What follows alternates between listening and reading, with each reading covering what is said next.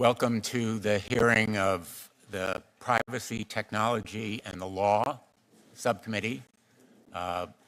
Thank my partner in this effort, Senator Hawley, ranking member, and I particularly want to thank Senator Durbin, chairman of the Judiciary Committee, and he will be speaking shortly. This hearing is on the oversight of artificial intelligence, the first in a series of hearings intended to write the rules of AI. Our goal is to demystify and hold accountable those new technologies to avoid some of the mistakes of the past. And now for some introductory remarks.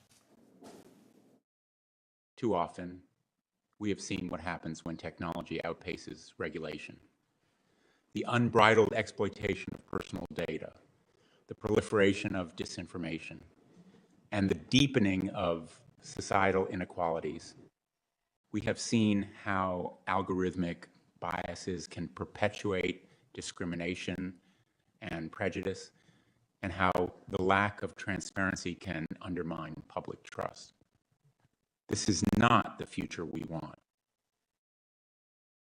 If you were listening from home, you might have thought that voice was mine and the words from me, but in fact, that voice was not mine. The words were not mine. And the audio was an AI voice cloning software trained on my floor speeches. The remarks were written by ChatGPT when it was asked how I would open this hearing. And you heard just now the result. I asked ChatGPT, why did you pick those themes and that content? And it answered, and I'm quoting, Blumenthal has a strong record in advocating for consumer protection and civil rights. He has been vocal about issues such as data privacy and the potential for discrimination in algorithmic decision-making. Therefore, the statement emphasizes these aspects. Mr. Altman, I appreciate ChatGPT's endorsement. In all seriousness, this apparent reasoning is pretty impressive. I am sure that we'll look back in a decade and view ChatGPT and GPT-4 like we do the first cell phone, those big clunky things that we used to carry around. But we recognize that we are on the verge really of a new era. The audio and my playing it may strike you as curious or humorous, but what reverberated in my mind was, what if I had asked it, and what if it had provided an endorsement of Ukraine surrendering or Vladimir Putin's leadership? That would have been really frightening, and the prospect is more than a little scary, to use the word, Mr. Altman, you have used yourself. And I think you have been very constructive in calling attention to the pitfalls as well as the promise, and that's the reason why we wanted you to be here today, and we thank you and our other witnesses for joining us. For several months now, the public has been fascinated with GPT, DALL-E, and other AI tools. These examples, like the homework done by ChatGPT or the articles and op-eds that it can write, feel like novelties, but the underlying advancements of this era are more than just research experiments. They are no longer fantasies of science fiction. They are real and present. The promises of curing cancer or developing new understandings of physics and biology or modeling climate and weather, all very encouraging and hopeful, but we also know the potential harms. And we've seen them already: weaponized disinformation, housing discrimination, harassment of women and impersonation fraud, voice cloning, deep fakes. These are the potential risks despite the other rewards. And for me, perhaps the biggest nightmare is the looming new industrial revolution, the displacement of millions of workers, the loss of huge numbers of jobs, the need to prepare for this new industrial revolution in skill training and relocation that may be required. And already industry leaders are calling attention to those challenges. To quote ChatGPT, this is not necessarily the future that we want. We need to maximize the good over the bad. Congress has a choice now. We had the same choice when we faced social media. We failed to seize that moment. The result is predators on the internet, toxic content, exploiting children, creating dangers for them, and Senator Blackburn and I and others like Senator Durbin on the Judiciary Committee are trying to deal with it, Kids Online Safety Act, but Congress failed to meet the moment on social media. Now we have the obligation to do it on AI before the threats and the risks become real. Sensible safeguards are not in opposition to innovation. Accountability is not a burden, far from it. They are the foundation of how we can move ahead while protecting public trust. They are how we can lead the world in technology and science, but also in promoting our democratic values. Otherwise, in the absence of that trust, I think we may well lose both. These are sophisticated technology, but there are basic expectations common in our law. We can start with transparency. AI companies ought to be required to test their systems, disclose known risks, and allow independent researcher access. We can establish scorecards and nutrition labels to encourage competition based on safety and trustworthiness. Limitations on use. There are places where the risk of AI is so extreme that we ought to impose restrictions or even ban their use, especially when it comes to commercial invasions of privacy for profit and decisions that affect people's livelihoods. And of course, accountability or liability. When AI companies and their clients cause harm, they should be held liable. We should not repeat our past mistakes. For example, Section 230, forcing companies to think ahead and be responsible for the ramifications of their business decisions can be the most powerful tool of all. Garbage in, garbage out. The principle still applies. We ought to beware of the garbage, whether it's going into these platforms or coming out of them. And the ideas that we develop in this hearing, I think, will provide a solid path forward. I look forward to discussing them with you today, and I will just finish on this note. The AI industry doesn't have to wait for Congress. I hope there are ideas and feedback from this discussion and from the industry and voluntary action, such as we've seen lacking in many social media platforms, and the consequences have been huge. So I'm hoping that we will elevate rather than have a race to the bottom, and I think these hearings will be an important part of this conversation. This one is only the first. The ranking member and I have agreed there should be more, and we're going to invite other industry leaders. Some have committed to come, experts, academics, and the public, we hope, will participate. And with that, I will turn to the ranking member, Senator Hawley.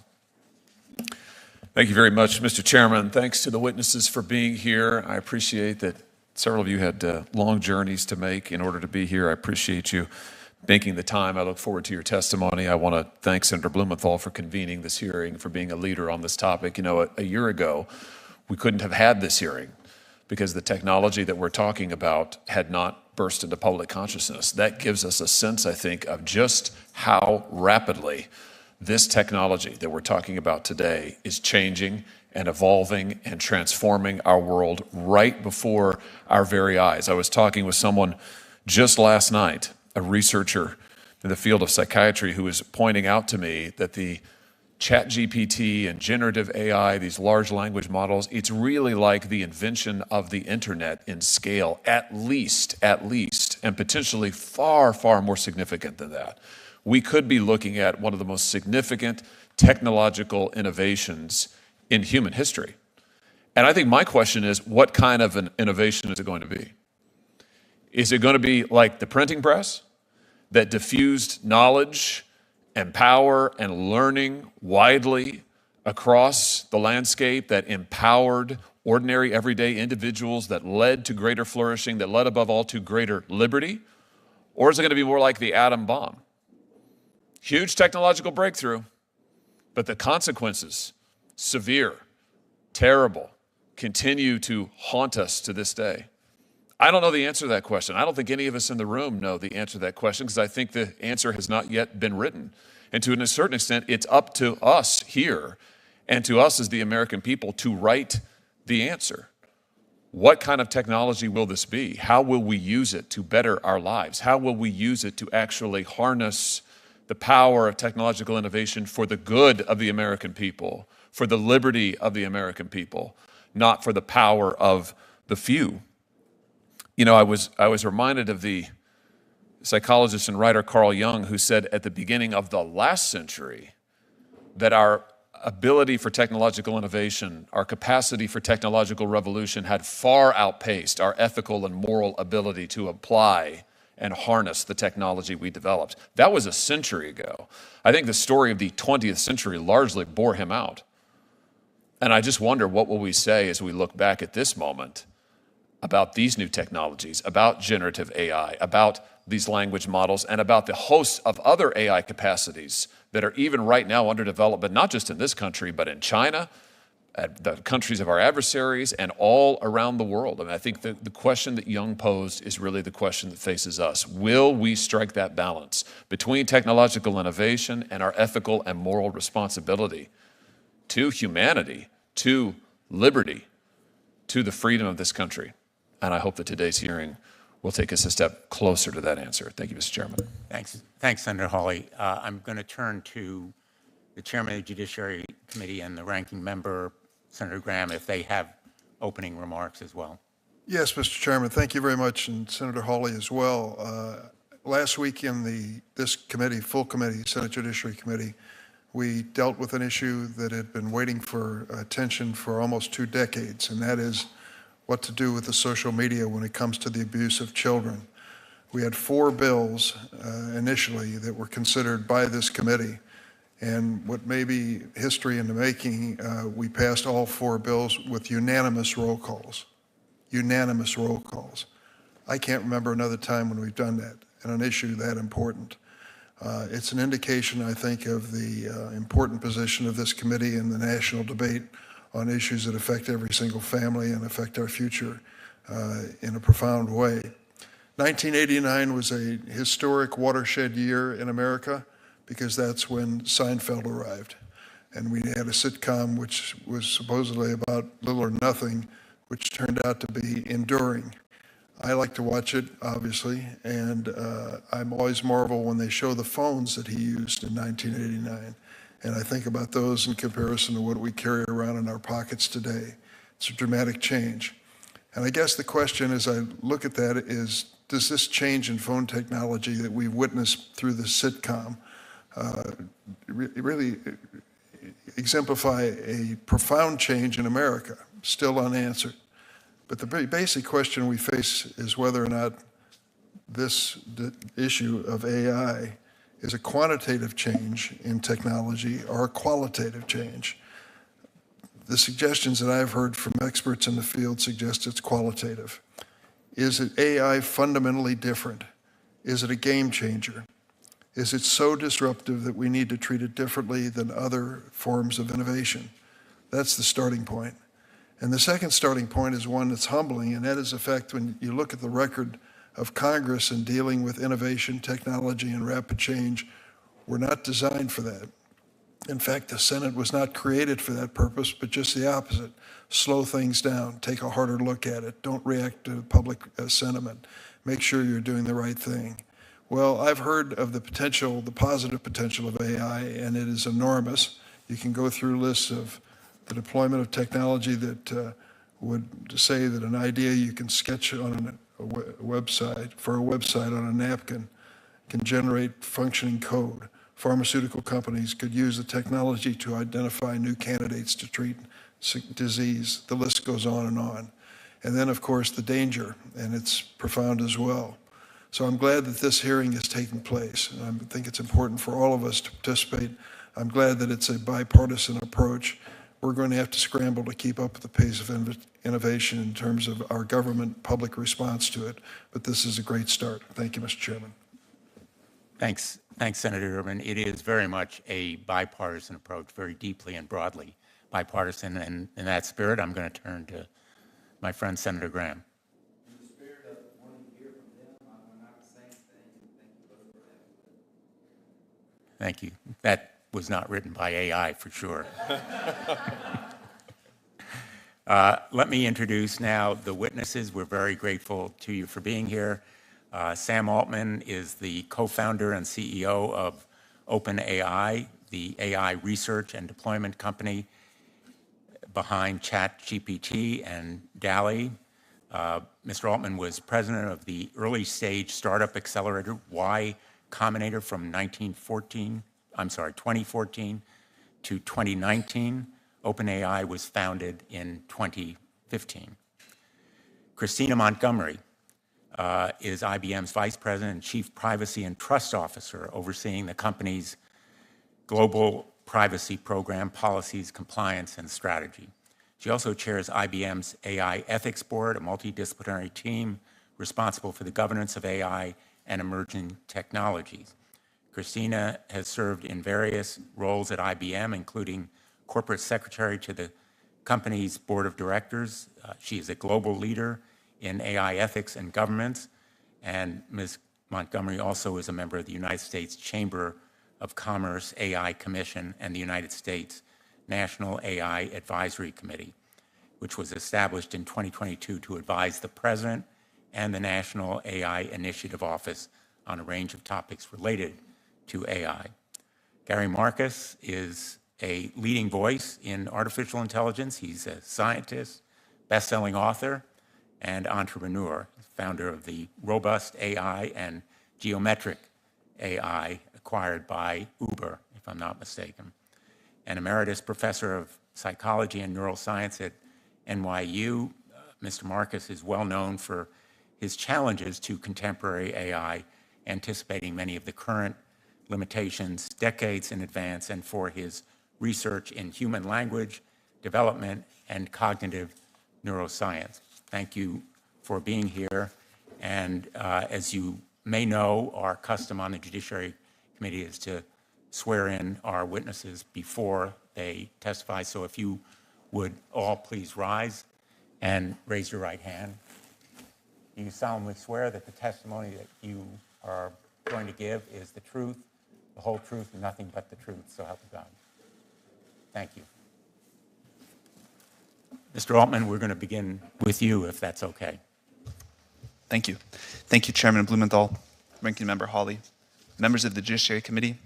Thank you for the opportunity to speak to you today about large neural networks. It's really an honor to be here, even more so in the moment than I expected.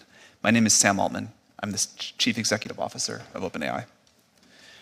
OpenAI was founded on the belief that artificial intelligence has the potential to improve nearly every aspect of our lives, but also that it creates serious risks we have to work together to manage. We're here because people love this technology. We think it can be a printing press moment. We have to work together to make it so. OpenAI is an unusual company, and we set it up that way because AI is an unusual technology. We are governed by a nonprofit, and our activities are driven by our mission and our charter, which commit us to working to ensure that the broad distribution of the benefits of AI and to maximizing the safety of AI systems. We are working to build tools that one day can help us make new discoveries and address some of humanity's biggest challenges, like climate change and curing cancer. Our current systems aren't yet capable of doing these things, but it has been immensely gratifying to watch many people around the world get so much value from what these systems can already do today. We love seeing people use our tools to create to learn, to be more productive, we're very optimistic that there are going to be fantastic jobs in the future and that current jobs can get much better. We also love seeing what developers are doing to improve lives. For example, Be My Eyes used our new multimodal technology in GPT-4 to help visually impaired individuals navigate their environment. We believe that the benefits of the tools we have deployed so far vastly outweigh the risks, but ensuring their safety is vital to our work, and we make significant efforts to ensure that safety is built into our systems at all levels. Before releasing any new system, OpenAI conducts extensive testing, engages external experts for detailed reviews and independent audits, improves the model's behavior, and implements robust safety and monitoring systems. Before we released GPT-4, our latest model, we spent over 6 months conducting extensive evaluations, external red teaming, and dangerous capability testing. We are proud of the progress that we made. GPT-4 is more likely to respond helpfully and truthfully and refuse harmful requests than any other widely deployed model of similar capability. However, we think that regulatory intervention by governments will be critical to mitigate the risks of increasingly powerful models. For example, the US government might consider a combination of licensing and testing requirements for development and release of AI models above a threshold of capabilities. There are several other areas I mentioned in my written testimony where I believe that companies like ours can partner with governments, including ensuring that the most powerful AI models adhere to a set of safety requirements, facilitating processes to develop and update safety measures, and examining opportunities for global coordination. And as you mentioned, I think it's important that companies have their own responsibility here, no matter what Congress does. This is a remarkable time to be working on artificial intelligence. But as this technology advances, we understand that people are anxious about how it could change the way we live. We are too. But we believe that we can and must work together to identify and manage the potential downsides so that we can all enjoy the tremendous upsides.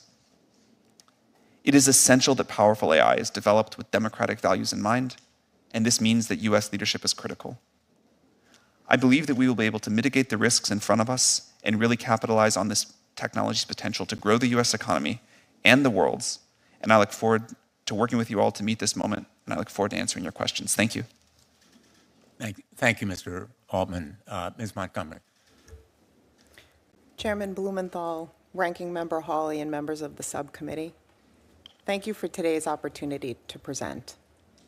AI is not new, but it's certainly having a moment. Recent breakthroughs in generative AI and the technology's dramatic surge in the public attention has rightfully raised serious questions at the heart of today's hearing.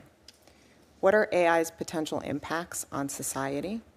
What do we do about bias? What about misinformation, misuse, or harmful content generated by AI systems? Senators, these are the right questions, and I applaud you for convening today's hearing to address them head-on.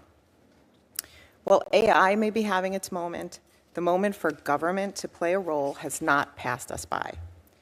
This period of focused public attention on AI is precisely the time to define and build the right guardrails to protect people and their interests.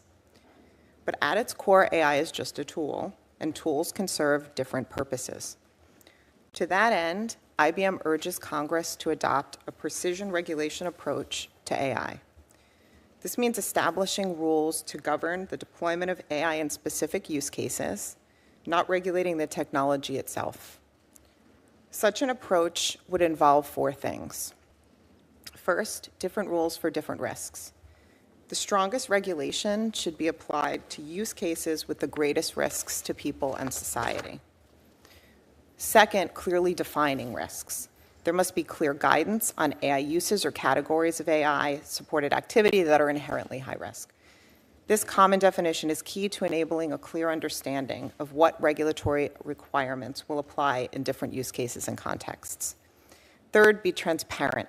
So AI shouldn't be hidden. Consumers should know when they're interacting with an AI system and that they have recourse to engage with a real person should they so desire.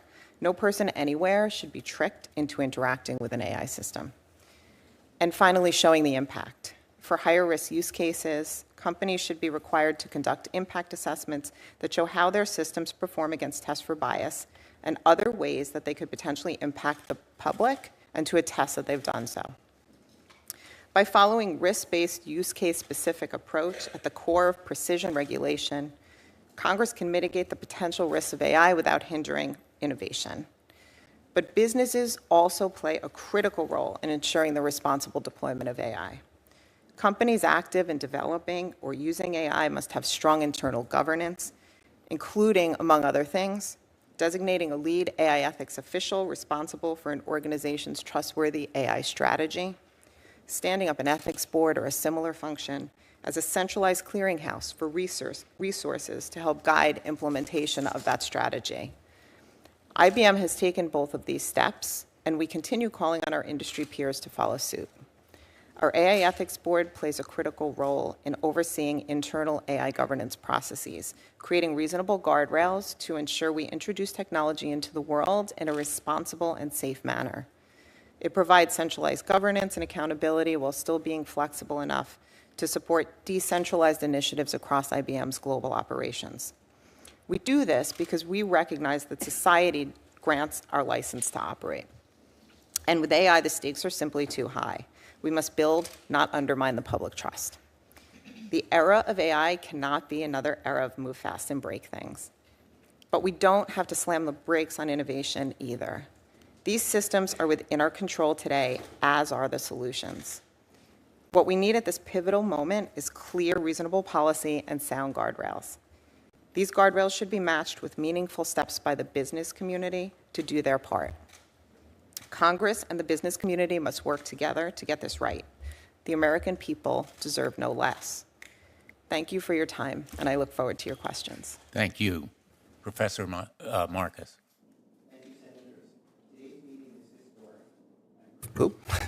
Thank you, Senators. Today's meeting is historic. I'm profoundly grateful to be here. I come as a scientist, someone who's founded AI companies, and as someone who genuinely loves AI, but who is increasingly worried. There are benefits, but we don't yet know whether they will outweigh the risks. Fundamentally, these new systems are going to be destabilizing. They can and will create persuasive lies at a scale humanity has never seen before. Outsiders will use them to affect our elections, insiders to manipulate our markets and our political systems. Democracy itself is threatened. Chatbots will also clandestinely shape our opinions, potentially exceeding what social media can do. Choices about data sets that AI companies use will have enormous unseen influence. Those who choose the data will make the rules, shaping society in subtle but powerful ways. There are other risks too, many stemming from the inherent unreliability of current systems. A law professor, for example, was accused by a chatbot of sexual harassment, untrue, and it pointed to a Washington Post article that didn't even exist. The more that happens, the more that anybody can deny anything. As one prominent lawyer told me on Friday, defendants are starting to claim that plaintiffs are making up legitimate evidence. These sorts of allegations undermine the abilities of juries to decide what or who to believe and contribute to the undermining of democracy. Poor medical advice could have serious consequences too. An open source large language model recently seems to have played a role in a person's decision to take their own life. The large language model asked the human, if you wanted to die, why didn't you do it earlier? And then followed up with, were you thinking of me when you overdosed? Without ever referring the patient to the human help that was obviously needed. Another system rushed out and made available to millions of children told a person posing as a 13-year-old how to lie to her parents about a trip with a 31-year-old man. Further threats continue to emerge regularly. A month after GPT-4 was released, OpenAI released ChatGPT plugins, which quickly led others to develop something called AutoGPT, with direct access to the internet, the ability to write source code, and increased powers of automation. This may well have drastic and difficult to predict security consequences. What criminals are going to do here is to create counterfeit people. It's hard to even envision the consequences of that. We have built machines that are like bulls in a china shop, powerful, reckless, and difficult to control. We all more or less agree on the values we would like for our AI systems to honor. We want, for example, for our systems to be transparent, to protect our privacy, to be free of bias, and above all else, to be safe. But current systems are not in line with these values. Current systems are not transparent. They do not adequately protect our privacy, and they continue to perpetuate bias. And even their makers don't entirely understand how they work. Most of all, we cannot remotely guarantee that they're safe. And hope here is not enough. The big tech companies' preferred plan boils down to trust us. But why should we? The sums of money at stake are mind-boggling. Emissions drift. OpenAI's original mission statement proclaimed, our goal is to advance AI in the way that is most likely to benefit humanity as a whole, unconstrained by a need to generate financial return. 7 years later, they're largely beholden to Microsoft, embroiled in part in an epic battle of search engines that routinely make things up. And that's forced Alphabet to rush out products and de-emphasize safety. Humanity has taken a back seat. AI is moving incredibly fast with lots of potential, but also lots of risks. We obviously need government involved, and we need the tech companies involved, both big and small.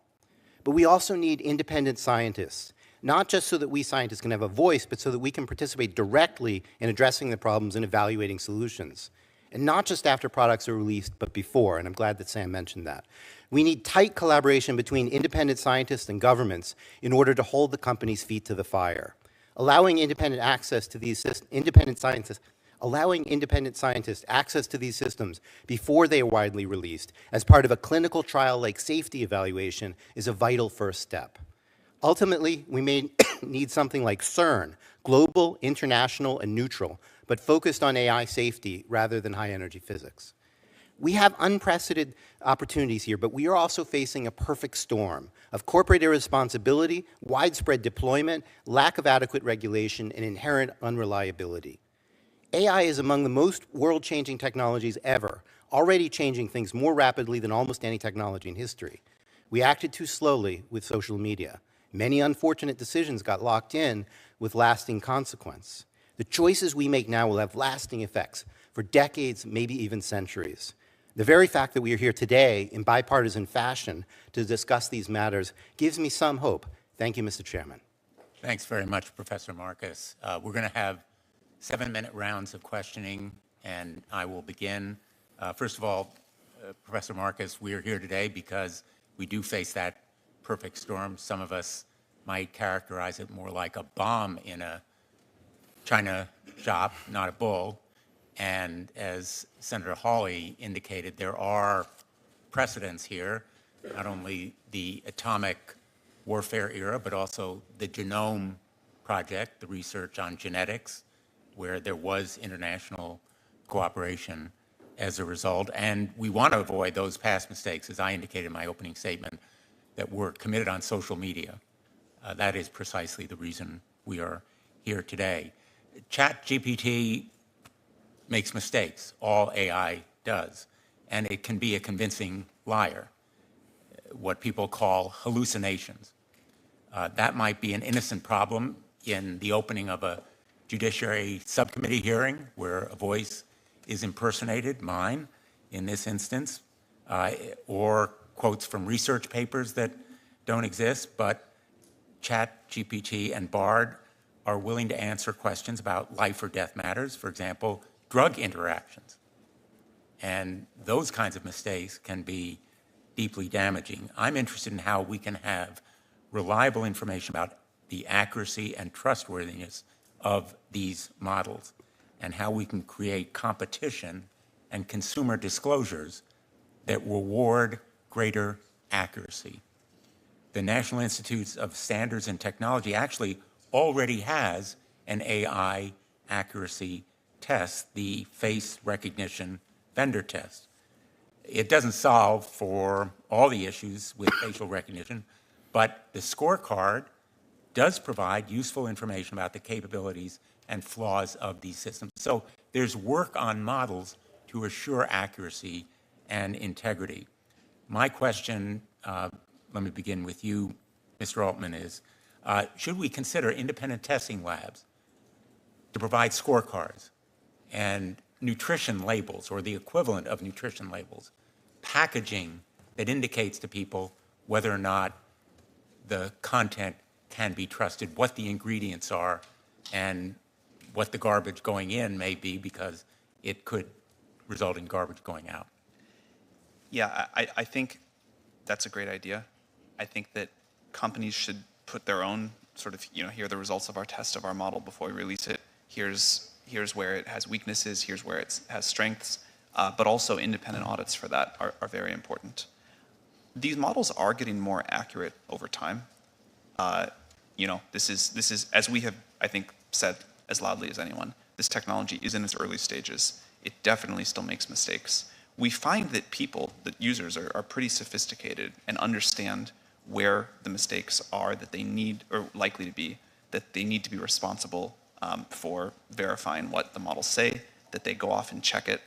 I worry that as the models get better and better, the users can have sort of less and less of their own discriminating thought process around it.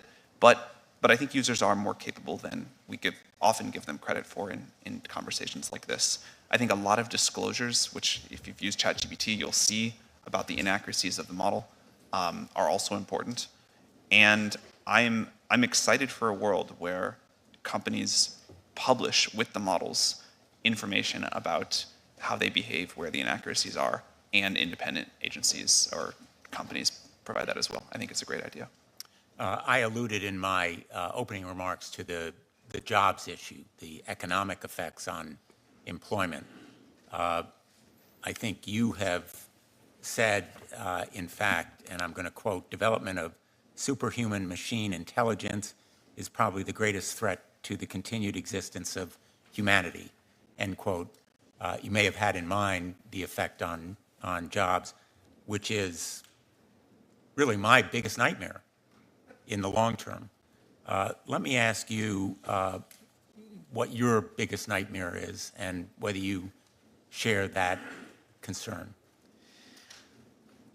Like with all technological revolutions, I expect there to be significant impact on jobs, but exactly what that impact looks like is very difficult to predict. If we went back to the other side of a previous technological revolution, talking about the jobs that exist on the other side, you can go back and read books of this. It's what people said at the time. It's difficult. I believe that there will be far greater jobs on the other side of this, and that the jobs of today will get better. I think it's important. First of all, I think it's important to understand and think about GPT-4 as a tool, not a creature, which is easy to get confused, and it's a tool that people have a great deal of control over in how they use it. And second, GPT-4 and other systems like it, are good at doing tasks, not jobs. And so you see already people that are using GPT-4 to do their job much more efficiently by helping them with tasks. Now, GPT-4 will, I think, entirely automate away some jobs, and it will create new ones that we believe will be much better. This happens, again, my understanding of the history of technology is one long technological revolution, not a bunch of different ones put together. But this has been continually happening. As our quality of life raises and as machines and tools that we create can help us live better lives, the bar raises for what we do, and our human ability and what we spend our time going after goes after more ambitious, more satisfying projects. So there will be an impact on jobs. We try to be very clear about that, and I think it will require partnership between the industry and government, but mostly action by government to figure out how we want to mitigate that. But I'm very optimistic about how great the jobs of the future will be. Thank you. Let me ask Ms. Montgomery and Professor Marcus for your reactions to those questions as well. Ms. Montgomery? On the jobs point, yeah, I mean, well, it's a hugely important question. And it's one that we've been talking about for a really long time at IBM. We do believe that AI, and we've said it for a long time, is going to change every job. New jobs will be created. Many more jobs will be transformed, and some jobs will transition away. I'm a personal example of a job that didn't exist when I joined IBM, and I have a team of AI governance professionals who are in new roles that we created, as early as 3 years ago. I mean, they're new and they're growing. So I think the most important thing that we could be doing and can and should be doing now is to prepare the workforce of today and the workforce of tomorrow for partnering with AI technologies and using them. And we've been very involved for years now in doing that, in focusing on skills-based hiring, in educating for the skills of the future. Our Skills Build platform has 7 million learners and over 1,000 courses worldwide focused on skills, and we've pledged to train 30 million individuals by 2030 in the skills that are needed for society today. Thank you. Professor Marcus? May I go back to the first question as well? Absolutely. On the subject of nutrition labels, I think we absolutely need to do that. I think that there's some technical challenges and that building proper nutrition labels goes hand in hand with transparency. The biggest scientific challenge in understanding these models is how they generalize. What do they memorize and what new things do they do? The more that there's in the data set, for example, the thing that you want to test accuracy on, the less you can get a proper read on that. So it's important, first of all, that scientists be part of that process. And second, that we have much greater transparency about what actually goes into these systems. If we don't know what's in them, then we don't know exactly how well they're doing when we give something new, and we don't know how good a benchmark that will be for something that's entirely novel. So I could go into that more, but I want to flag that. Second is on jobs. Past performance history is not a guarantee of the future. It has always been the case in the past that we have had more jobs, that new jobs, new professions come in as new technologies come in. I think this one's going to be different, and the real question is over what time scale. Is it going to be 10 years? Is it going to be 100 years? And I don't think anybody knows the answer to that question. I think in the long run, so-called artificial general intelligence really will replace a large fraction of human jobs. We're not that close to artificial general intelligence. Despite all of the media hype and so forth, I would say that what we have right now is just a small sampling of the AI that we will build. In 20 years, people will laugh at this, as I think it was Senator Hawley made the but maybe Senator Durbin made the example about this. It was Senator Durbin made the example about cell phones. When we look back at the AI of today, 20 years ago, we'll be like, wow, that stuff was really unreliable. It couldn't really do planning, which is an important technical aspect. Its reasoning abilities were limited. But when we get to AGI, artificial general intelligence, maybe let's say it's 50 years, that really is going to have, I think, profound effects on labor. And there's just no way around that. And last, I don't know if I'm allowed to do this, but I will note that Sam's worst fear, I do not think, is employment, and he never told us what his worst fear actually is, and I think it's germane to find out. Thank you. I'm going to ask Mr. Altman if he cares to respond. Yeah. Look, we have tried to be very clear about the magnitude of the risks here. I think jobs and employment and what we're all going to do with our time really matters. I agree that when we get to very powerful systems, the landscape will change. I think I'm just more optimistic that we are incredibly creative and we find new things to do with better tools, and that will keep happening. My worst fears are that we, the field, the technology, the industry, cause significant harm to the world. I think that could happen in a lot of different ways. It's why we started the company. It's big part of why I'm here today and why we've been here in the past and we've been able to spend some time with you. I think if this technology goes wrong, it can go quite wrong, and we want to be vocal about that. We want to work with the government to prevent that from happening, but we try to be very clear-eyed about what the downside case is and the work that we have to do to mitigate that. Thank you. And our hope is that the rest of the industry will follow the example that you and IBM, Ms. Montgomery, have set by coming today and meeting with us, as you have done privately, in helping to guide what we're going to do so that we can target the harms and avoid unintended consequences to the good. Thank you. Senator Hawley. Thank you again, Mr. Chairman. Thanks to the witnesses for being here. Mr. Altman, I think you grew up in St. Louis, if I'm not mistaken. It's great to see a fellow Missouri is a great place. Missourian here. It is. Thank you. I want that noted, especially underlined in the record. Missouri is a great place. That is the takeaway from today's hearing. Maybe we'd stop there, Mr. Chairman. Let me ask you, Mr. Altman, I think I'll start with you. And I'll just preface this by saying my questions here are an attempt to get my head around and to ask all of you to help us to get our heads around what this generative AI, particularly the large language models, what it can do. So I'm trying to understand its capacities and then its significance. So I'm looking at a paper here entitled Large Language Models Trained on Media Diets Can Predict Public Opinion. This is just posted about a month ago. The authors are Chu, Andreas, Ansalabere, and Roy.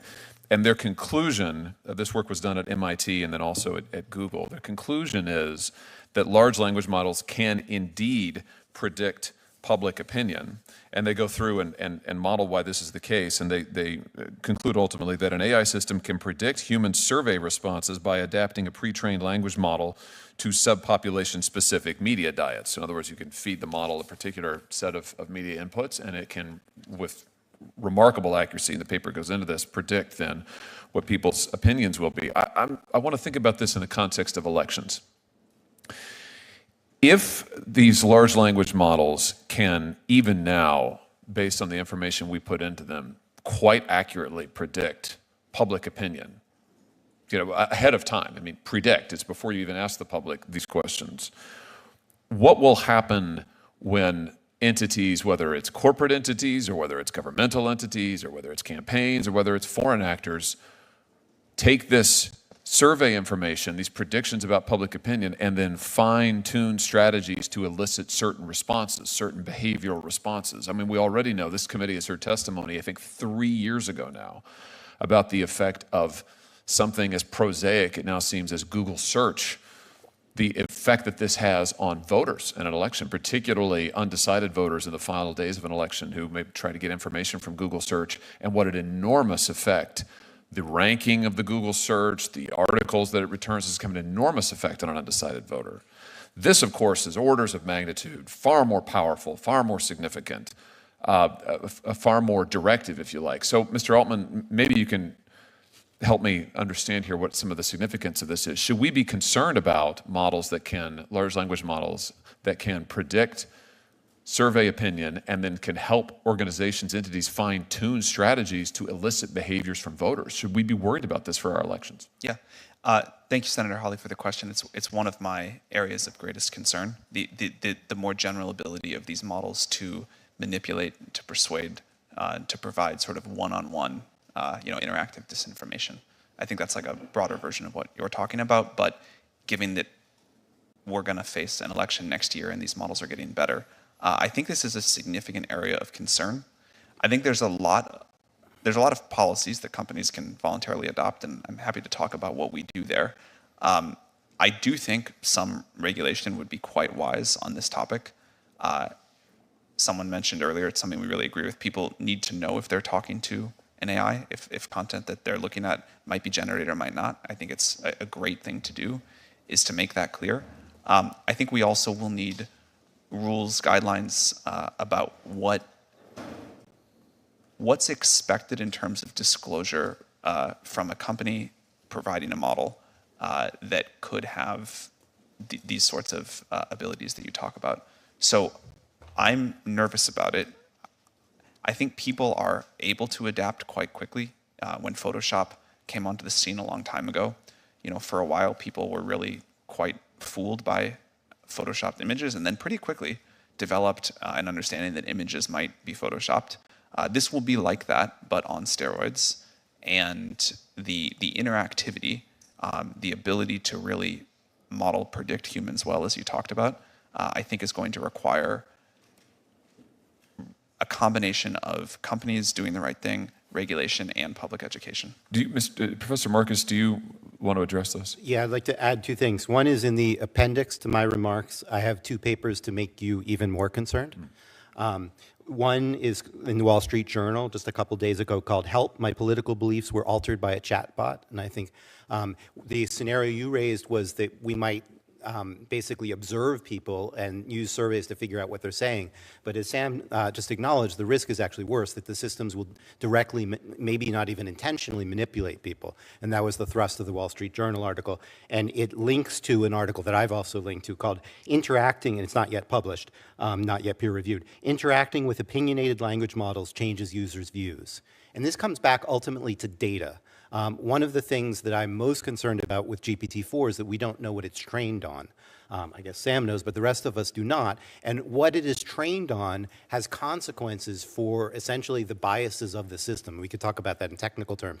But how these systems might lead people about depends very heavily on what data is trained on them. And so we need transparency about that, and we probably need scientists in there doing analysis in order to understand what the political influences, for example, of these systems might be. And it's not just about politics. It can be about health. It could be about anything. These systems absorb a lot of data, and then what they say reflects that data. And they're going to do it differently depending on what's in that data. So it makes a difference if they're trained on the Wall Street Journal as opposed to the New York Times or Reddit. I mean, actually, they're largely trained on all of this stuff, but we don't really understand the composition of that. And so we have this issue of potential manipulation. And it's even more complex than that because it's subtle manipulation. People may not be aware of what's going on. That was the point of both the Wall Street Journal article and the other article that I called your attention to. Let me ask you about AI systems trained on personal data, the kind of data that, for instance, the social media companies, the major platforms, Google, Meta, et cetera, collect on all of us routinely. And we've had many a chat about this in this committee over many a year now, but the massive amounts of data, personal data, that the companies have on each one of us. An AI system that is trained on that individual data, that knows each of us better than ourselves, and also knows the billions of data points about human behavior, human language interaction generally. Can't we foresee an AI system that is extraordinarily good at determining what will grab human attention and what will keep an individual's attention? And so for the war for attention, the war for clicks that is currently going on all of these platforms, that's how they make their money.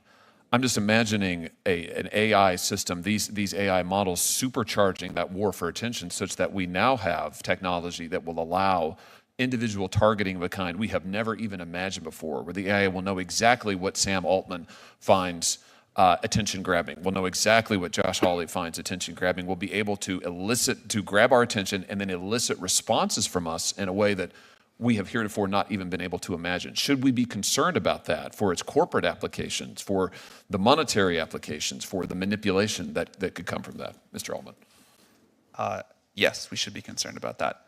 To be clear, OpenAI does not, we're not off, we don't have an ad-based business model, so we're not trying to build up these profiles of our users. We're not trying to get them to use it more. Actually, we'd love it if they use it less because we don't have enough GPUs.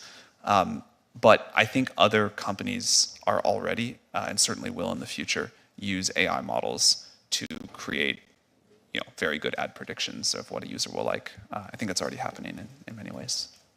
Ms. Marcus, anything you want to add? Yes, and perhaps Ms. Montgomery will want to too, as well, I don't know. But hyper-targeting of advertising is definitely going to come. I agree that that's not been OpenAI's business model. Of course, now they're working for Microsoft, and I don't know what's in Microsoft's thoughts, but we will definitely see it. Maybe it will be with open source language models. I don't know. But the technology there is, let's say, partway there to being able to do that, and we'll certainly get there.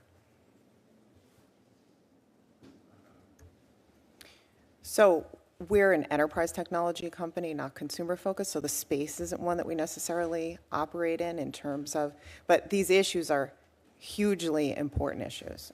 And it's why we've been out ahead in developing the technology that will help to ensure that you can do things like produce a fact sheet that has the ingredients of what your data is trained on.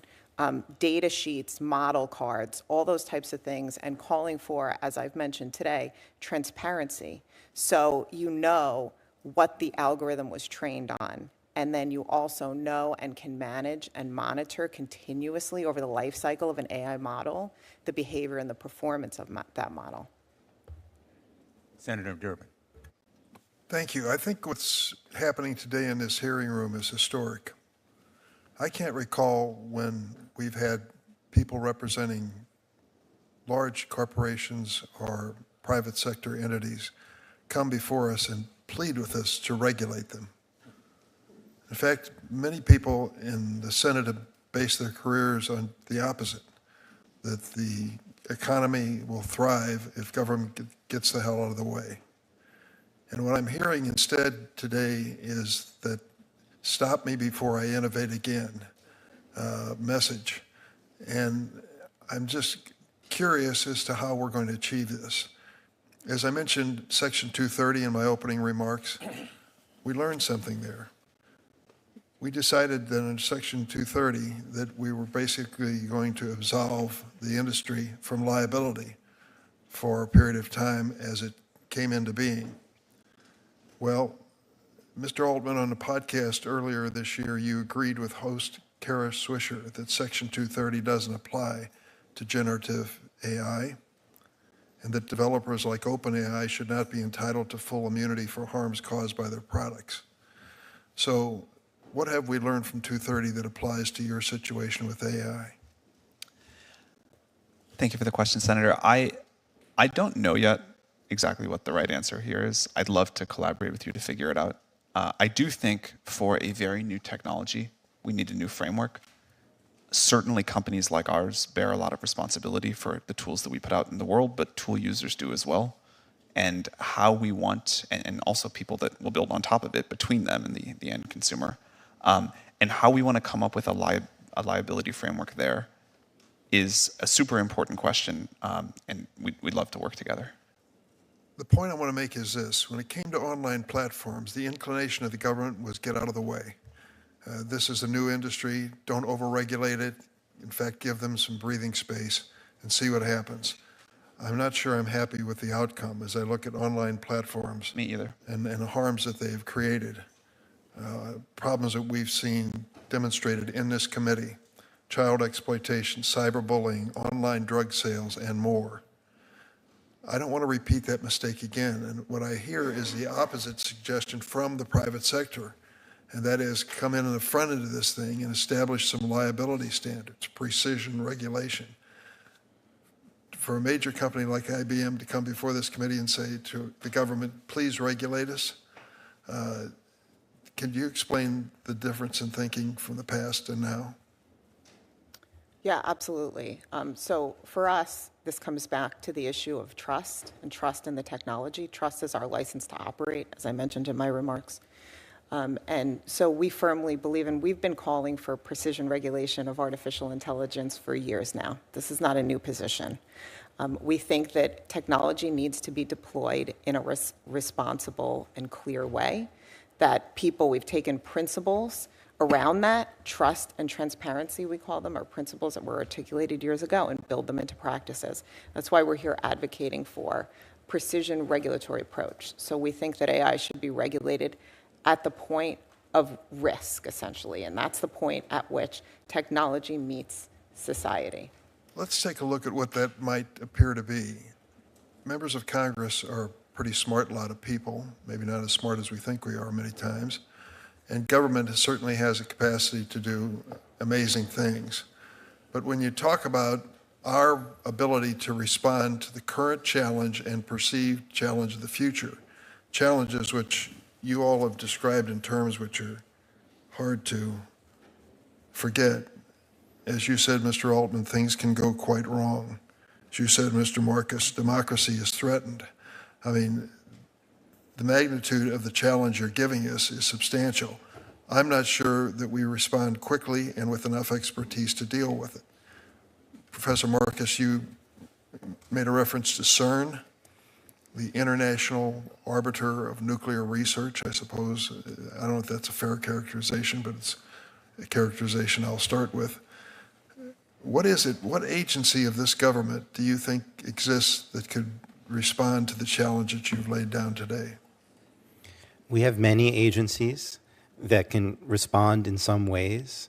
For example, the FTC, the FCC. There are many agencies that can, but my view is that we probably need a cabinet-level organization within the United States in order to address this. And my reasoning for that is that the number of risks is large.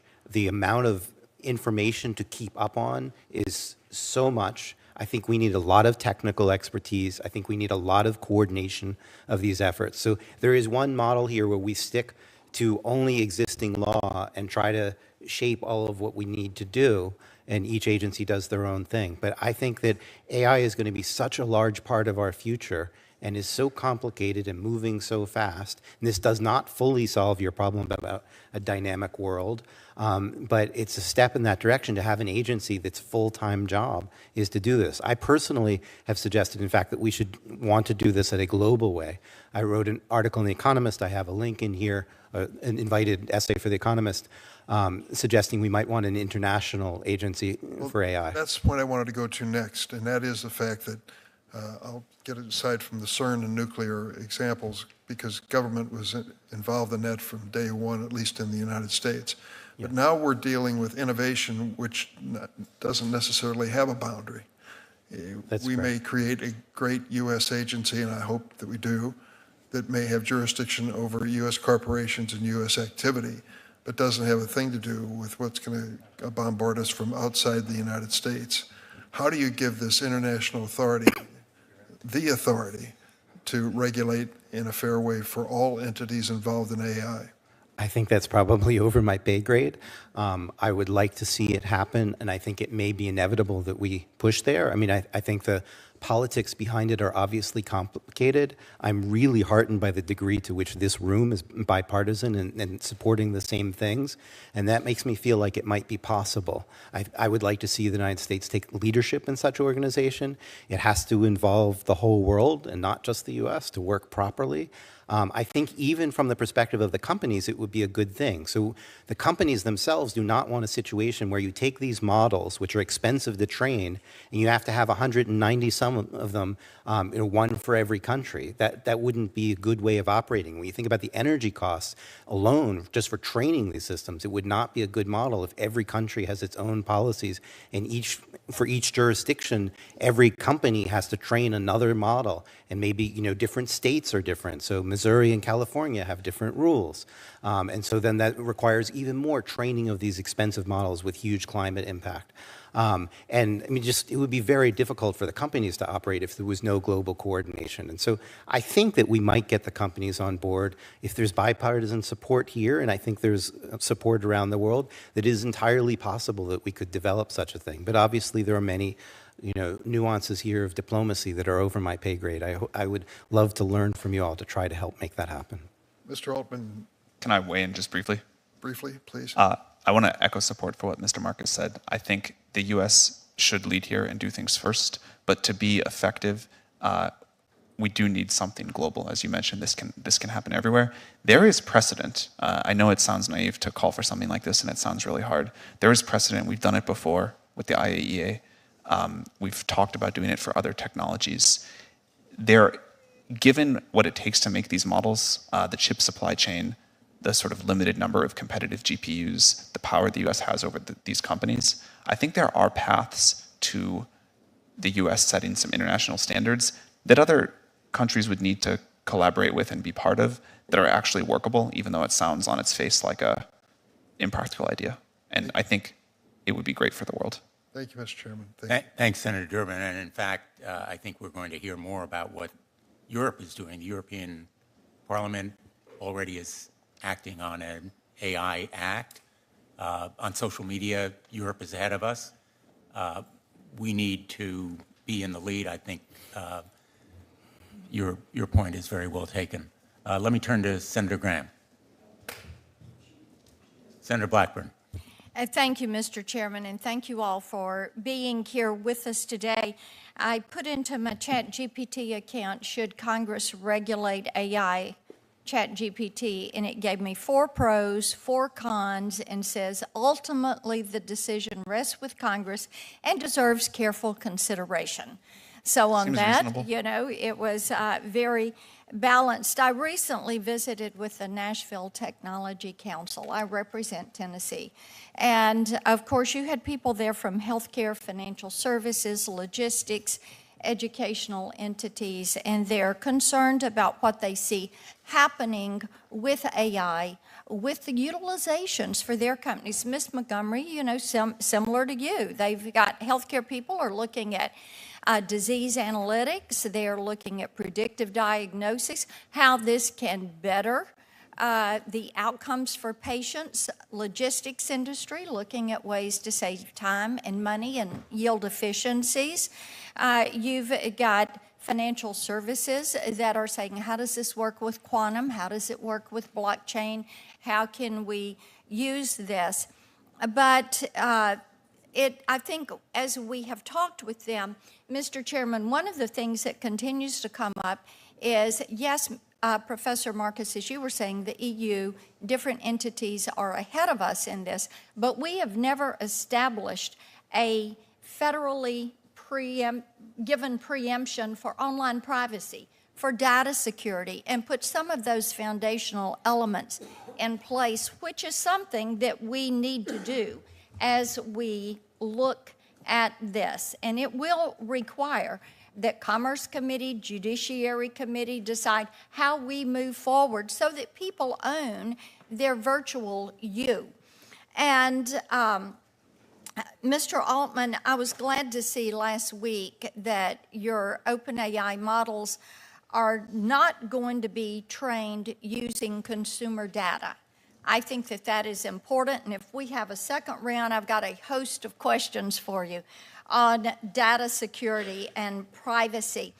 But I think it's important to let people control their virtual you, their information in these settings. And I want to come to you on music and content creation, because we've got a lot of songwriters and artists, and I think we have the best creative community on the face of the earth there in Tennessee.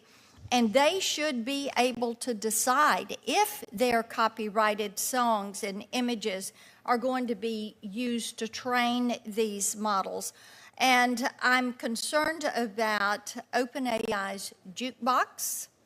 It offers some re-renditions in the style of Garth Brooks, which suggests that OpenAI is trained on Garth Brooks songs. I went in this weekend and I said, write me a song that sounds like Garth Brooks. And it gave me a different version of Simple Man. So it's interesting that it would do that, but you're training it on these copyrighted songs, these MIDI files, these sound technologies. So as you do this, who owns the rights to that AI-generated material? And using your technology, could I remake a song, insert content from my favorite artist, and then own the creative rights to that song? Thank you, Senator. This is an area of great interest to us. I would say, first of all, we think that creators deserve control over how their creations are used and what happens sort of beyond the point of them releasing it into the world. Second, I think that we need to figure out new ways with this new technology that creators can win, succeed, have a vibrant life, and I'm optimistic that this will present. Okay, then let me ask you this. How do you compensate the artist? That's exactly what I was going to say. Okay. We're working with artists now, visual artists, musicians, to figure out what people want. There's a lot of different opinions, unfortunately, and at some point we'll have to. Let me ask you this. Do you favor something like Sound Exchange that has worked in the area of radio? I'm not familiar with Sound Exchange, I'm sorry. Streaming. Okay, you've got your team behind you. Get back to me on that. That would be a third-party entity. Okay. So let's discuss that. Let me move on. Can you commit, as you've done with consumer data, not to train ChatGPT, OpenAI, Jukebox, or other AI models on artists and songwriters' copyrighted works, or use their voices and their likenesses without first receiving their consent? So first of all, Jukebox is not a product we offer. That was a research release, but it's not, unlike ChatGPT or Dolly. Yeah, but we've lived through Napster. Yes. But that was something that really cost a lot of artists a lot of money. Oh, I understand. Yeah, for sure. In the digital distribution era.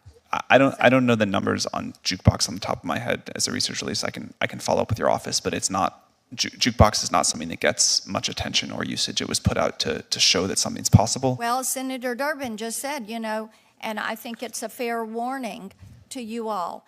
If we're not involved in this from the get-go, and you all already are a long way down the path on this, but if we don't step in, then this gets away from you. So are you working with the Copyright Office? Are you considering protections for content generators and creators in generative AI? Yes, we are absolutely engaged on that. Again, to reiterate my earlier point, we think that content creators, content owners need to benefit from this technology. Exactly what the economic model is, we're still talking to artists and content owners about what they want. I think there's a lot of ways this can happen, but very clearly, no matter what the law is, the right thing to do is to make sure people get significant upside benefit from this new technology.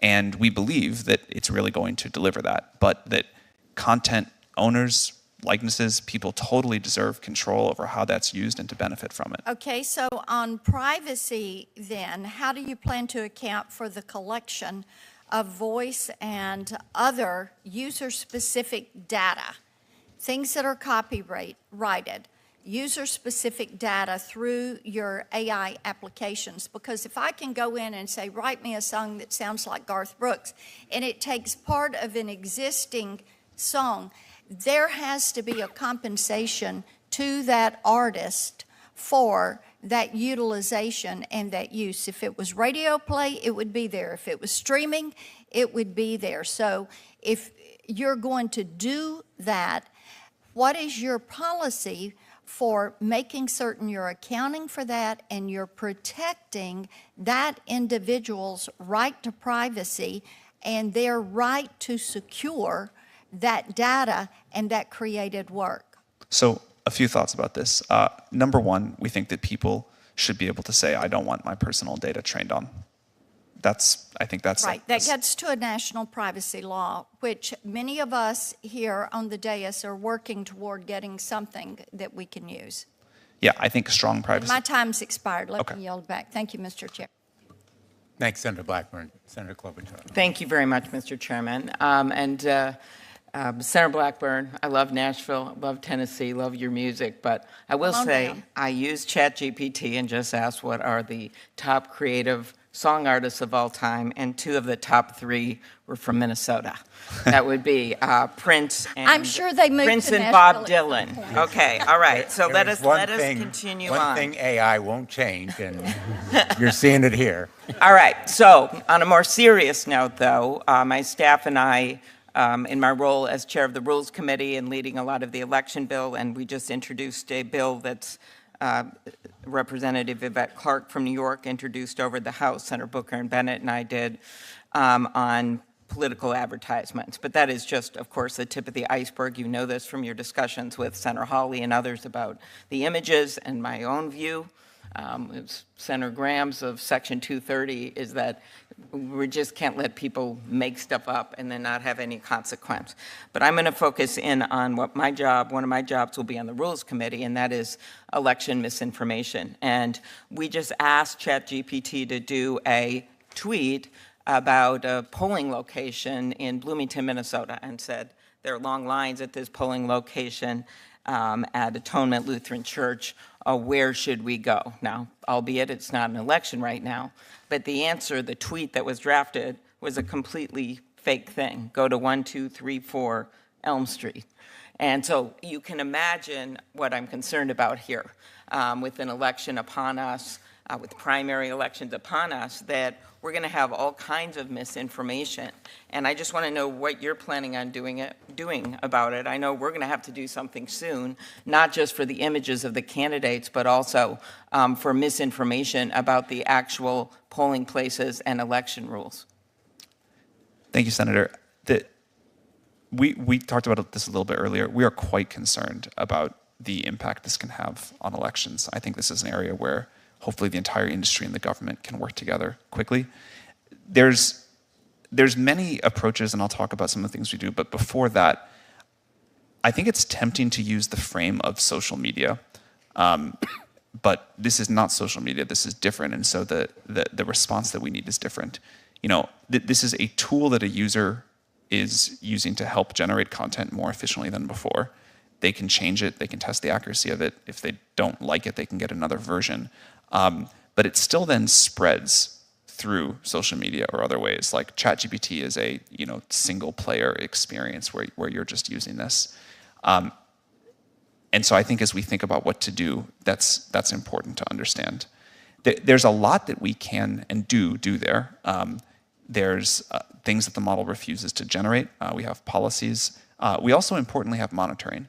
So at scale, we can detect someone generating a lot of those tweets, even if generating one tweet is okay. Yeah, and of course, there's going to be other platforms, and if they're all spouting out fake election information, I think what happened in the past with Russian interference and the like, it's just going to be a tip of the iceberg when some of those fake ads. So that's number one. Number two is the impact on intellectual property, and Senator Blackburn was getting at some of this with song rights, and I have serious concerns about that. But news content.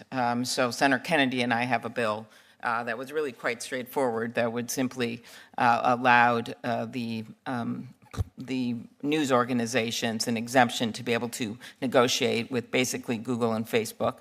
Microsoft was supportive of the bill, but basically negotiate with them to get better rates and be able to not have some leverage. And other countries are doing this, Australia and the like. And so my question is, when we already have a study by Northwestern predicting that 1/3 of the U.S. newspapers that roughly existed 2 decades are going to be gone by 2025, unless you start compensating for everything from movies, books, yes, but also news content, we're going to lose any realistic content producers. And so I'd like your response to that. And of course, there is an exemption for copyright in Section 230. But I think asking little newspapers to go out and sue all the time just can't be the answer. They're not going to be able to keep up. Yeah. It is my hope that tools like what we're creating can help news organizations do better. I think having a vibrant national media is critically important, and let's call it round one of the internet has not been great for that. Right. We're talking here about local, that, report on your high school football scores and a scandal in your city council, those kinds of things. For sure. They're the ones that are actually getting the worst, the little radio stations and broadcast. But do you understand that this could be exponentially worse in terms of local news content if they're not compensated? Well, because what they need is to be compensated for their content and not have it stolen. Yeah. Again, our model, the current version of GPT-4 ended training in 2021. It's not a good way to find recent news, and I don't think it's a service that can do a great job of linking out. Although maybe with our plugins, it's possible. If there are things that we can do to help local news, we would certainly like to. Again, I think it's critically important. Okay. Last. May I add something there? Yeah, but let me just ask you a question. You can combine them quick. More transparency on the platforms.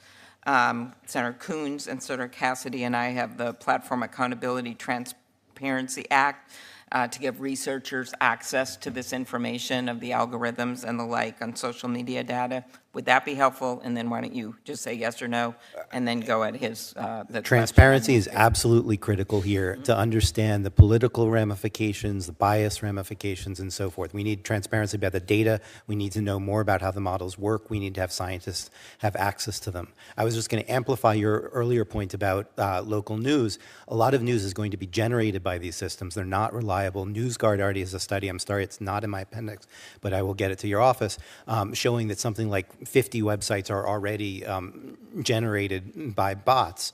We're going to see much, much more of that, and it's going to make it even more competitive for the local news organizations. And so the quality of the sort of overall news market is going to decline as we have more generated content by systems that aren't actually reliable in the content they're generated. Thank you, and thank you on a very timely basis to make the argument why we have to mark up this bill again in June. I appreciate it. Thank you. Senator Graham. Thank you, Mr. Chairman, and Senator Hawley for having this. I'm trying to find out how it is different than social media and learn from the mistakes we made with social media. The idea of not suing social media companies is to allow the internet to flourish, because if I slander you, you can sue me. if you're a billboard company and you put up the slander, can you sue the billboard company? We said no. Basically, Section 230 is being used by social media companies to avoid liability for activity that other people generate. When they refuse to comply with their terms of use, a mother calls up the company and says, this app is being used to bully my child to death. You promised in the terms of use you would prevent bullying. And she calls 3 times, she gets no response, the child kills herself, and they can't sue. Do you all agree we don't want to do that again? Yes. If I may speak for 1 second, there's a fundamental distinction between reproducing content and generating content. Yeah, but you would like liability where people are harmed. Absolutely. Yes, in fact, IBM has been publicly advocating to condition liability on a reasonable care standard. So let me just make sure I understand the law as it exists today. Mr. Altman, thank you for coming. Your company is not claiming that Section 230 applies to the tool you have created. Yeah, we're claiming we need to work together to find a totally new approach. I don't think Section 230 is even the right framework. Okay, so under the law it exists today, this tool you create, if I'm harmed by it, can I sue you? That is beyond my area of legal Have expertise. you ever been sued? Not for that, no. Have you ever been sued at all, your company? Yeah, OpenAI gets sued. Huh? Yeah, we've gotten sued before. Okay, and what for? I mean, they've mostly been like pretty frivolous things, like I think happens to any company. But like the examples my colleagues have given from artificial intelligence that could literally ruin our lives, can we go to the company that created that tool and sue them? Is that your understanding? Yeah, I think there needs to be clear responsibility by the companies. But you're not claiming any kind of legal protection like Section 230 applies to your industry. Is that correct? No, I don't think we're saying anything like that. Mr. Marcus, when it comes to consumers, there seems to be like 3 time-tested ways to protect consumers against any product. Statutory schemes, which are non-existent here. Legal systems, which may be here but not social media, and agencies. Go back to Senator Hawley. The atom bomb has put a cloud over humanity, but nuclear power could be one of the solutions to climate change. So what I'm trying to do is make sure that you just can't go build a nuclear power plant. Hey, Bob, what would you like to do today? Let's go build a nuclear power plant. You have a Nuclear Regulatory Commission that governs how you build a plant and is licensed. Do you agree, Mr. Altman, that these tools you're creating should be licensed? Yeah, we've been calling for this. We think any... That's the simplest way. You get a license, and do you agree with me that the simplest way and the most effective way is to have an agency that is more nimble and smarter than Congress, which should be easy to create, overlooking what you do? Yes, we'd be enthusiastic about that. Do you agree with that, Mr. Marcus? Absolutely. Do you agree with that, Ms. Montgomery?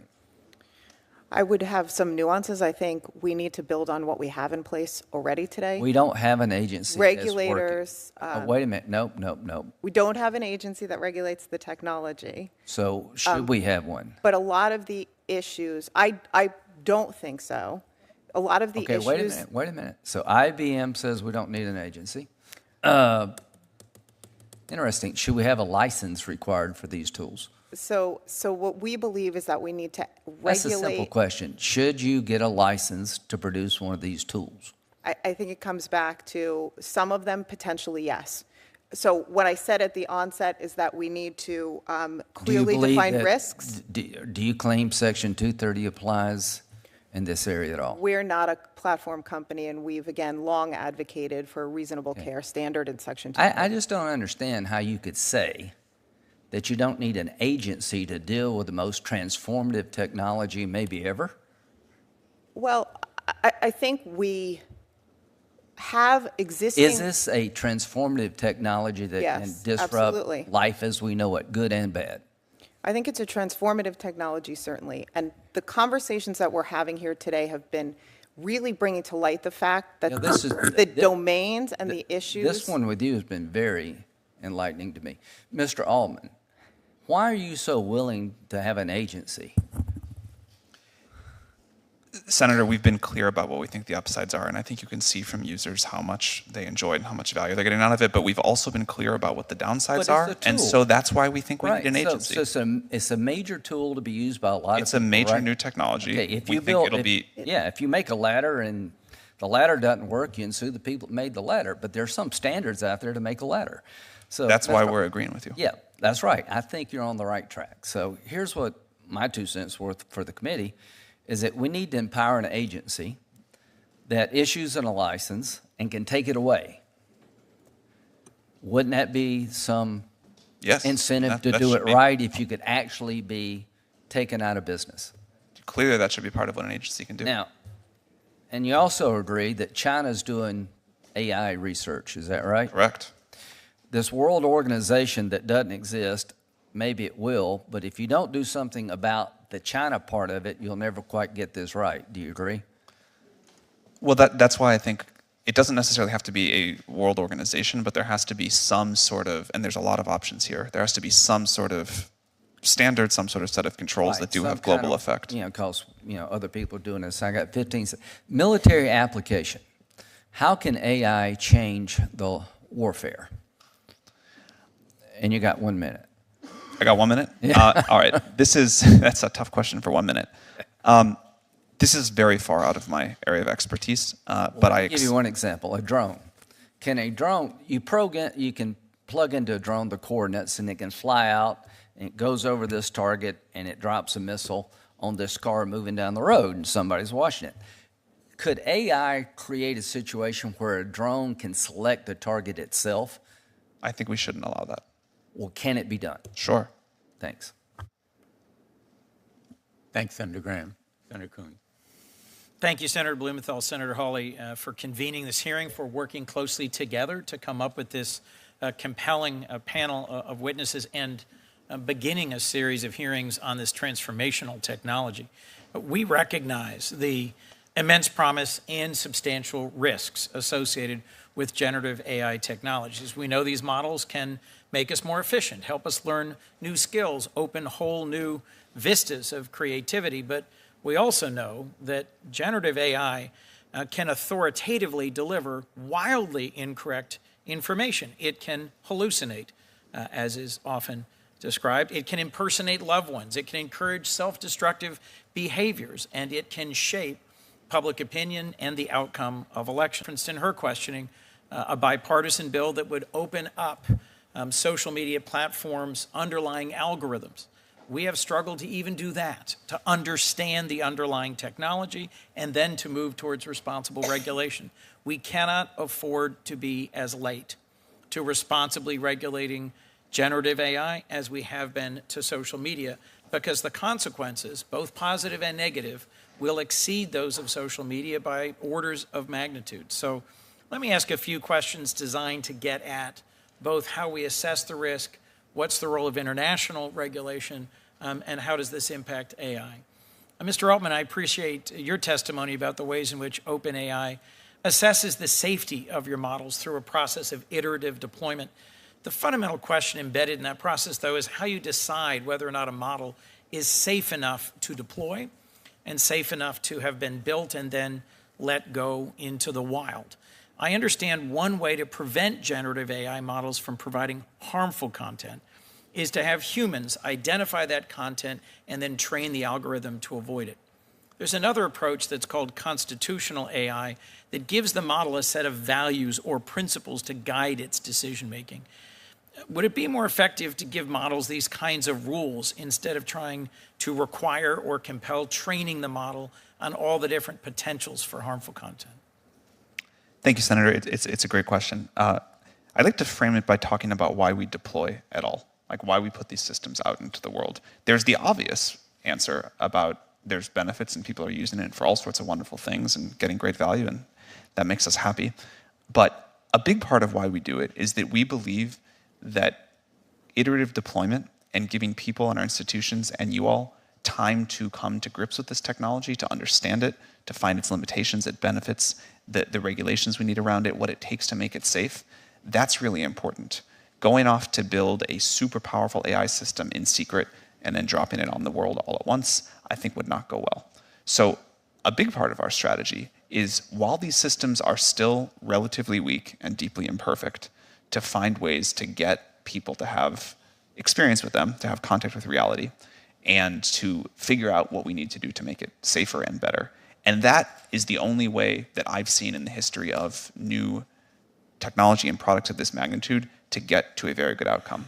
And so that interaction with the world is very important. Now, of course, before we put something out, it needs to meet a bar of safety.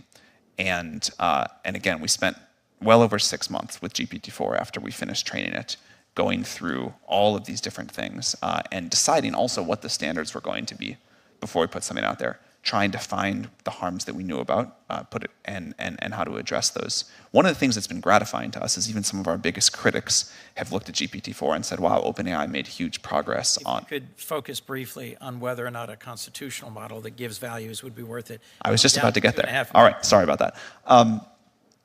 Yeah, I think giving the models values up front is an extremely important set. RLHF is another way of doing that same thing, but somehow or other, you are, with synthetic data or human-generated data, you're saying, here are the values, here's what I want you to reflect, or here are the wide bounds of everything that society will allow, and then within there, you pick as the user, if you want value system over here, or value system over there.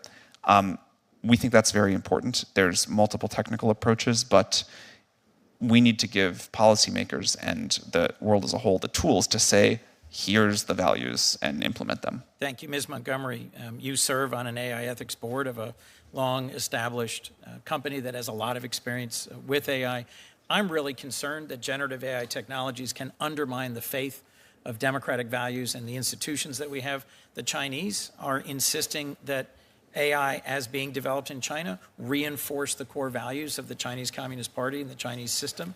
And I'm concerned about how we promote AI that reinforces and strengthens open markets, open societies, and democracy. In your testimony, you're advocating for AI regulation tailored to the specific way the technology is being used, not the underlying technology itself. And the EU is moving ahead with an AI Act which categorizes AI products based on level of risk. You all, in different ways, have said that you view elections and the shaping of election outcomes and disinformation that can influence elections as one of the highest risk cases, one that's entirely predictable. We have attempted, so far unsuccessfully, to regulate social media after the demonstrably harmful impacts of social media on our last several elections. What advice do you have for us about what kind of approach we should follow and whether or not the EU direction is the right one to pursue? Yeah, the conception of the EU AI Act is very consistent with this concept of precision regulation, where you're regulating the use of the technology in context. So absolutely, that approach makes a ton of sense. It's what I advocated for at the onset. Different rules for different risks. So in the case of elections, absolutely, any algorithm being used in that context should be required to have disclosure around the data being used, the performance of the model, anything along those lines is really important. Guardrails need to be in place. And on the point, just come back to the question of whether we need an independent agency. I think we don't want to slow down regulation to address real risks right now, right? So we have existing regulatory authorities in place who have been clear that they have the ability to regulate in their respective domains. A lot of the issues we're talking about today span multiple domains, elections and the like. So, if I could, I'll just assert that those existing regulatory bodies and authorities are under-resourced and lack many of the statutory and regulatory powers that they need. Correct. We have failed to deliver on data privacy, even though industry has been asking us to regulate data privacy. If I might, Mr. Marcus, I'm interested also what international bodies are best positioned to convene multilateral discussions to promote responsible standards. We've talked about a model being CERN and nuclear energy. I'm concerned about proliferation and non-proliferation. We've also talked, I would suggest that the IPCC, a UN body, helped at least provide a scientific baseline of what's happening in climate change, so that even though we may disagree about strategies, globally we've come to a common understanding of what's happening and what should be the direction of intervention. I'd be interested, Mr. Marcus, if you could just give us your thoughts on who's the right body internationally to convene a conversation, and one that could also reflect our values. I'm still feeling my way on that issue. I think global politics is not my specialty. I'm an AI researcher, but I have moved towards policy in recent months, really, because of my great concern about all of these risks. I think certainly the UN, UNESCO, and has its guidelines, should be involved and at the table, and maybe things work under them and maybe they don't, but they should have a strong voice and help to develop this. The OECD has also been thinking greatly about this. A number of organizations have international. I don't feel like I personally am qualified to say exactly what the right model is there. Well, thank you. I think we need to pursue this both at the national level and the international level. I'm the chair of the IP subcommittee of the Judiciary Committee. In June and July, we will be having hearings on the impact of AI on patents and copyrights. You can already tell from the questions of others, there will be a lot of interest. I look forward to following up with you about that topic. I know, Mr. Chairman, I look forward to helping as much as possible. Thank you very much. Thanks, Senator Coons. Senator Kennedy. Thank you all for being here. Permit me to share with you 3 hypotheses that I would like you to assume for the moment to be true. Hypothesis number 1, many members of Congress do not understand artificial intelligence. Hypothesis number 2,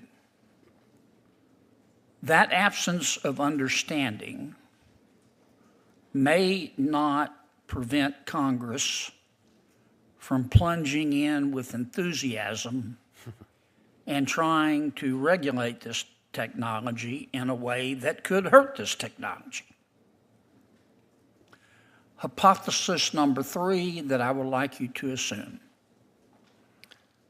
There is likely a berserk wing of the artificial intelligence community that intentionally or unintentionally could use artificial intelligence to kill all of us and hurt us the entire time that we are dying.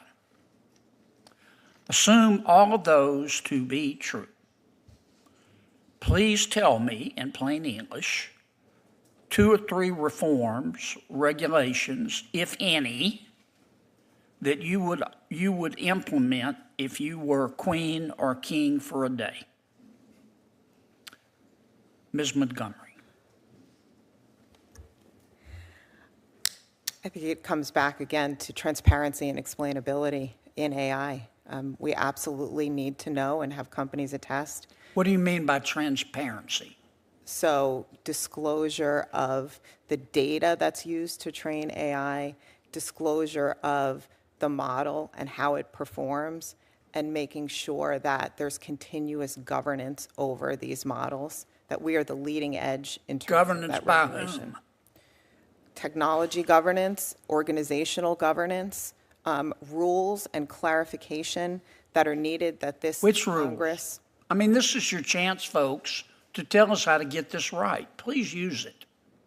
Right. I mean, I think, again, the rules should be focused on the use of AI in certain contexts. So if you look at, for example, so if you look at the EU AI Act, it has certain uses of AI that it says are just simply too dangerous and will be outlawed in the Okay, so we ought to first pass a law that says you can use AI for these uses but not others. Is that what you're saying? We need to define the highest risk uses of AI. Is there anything else?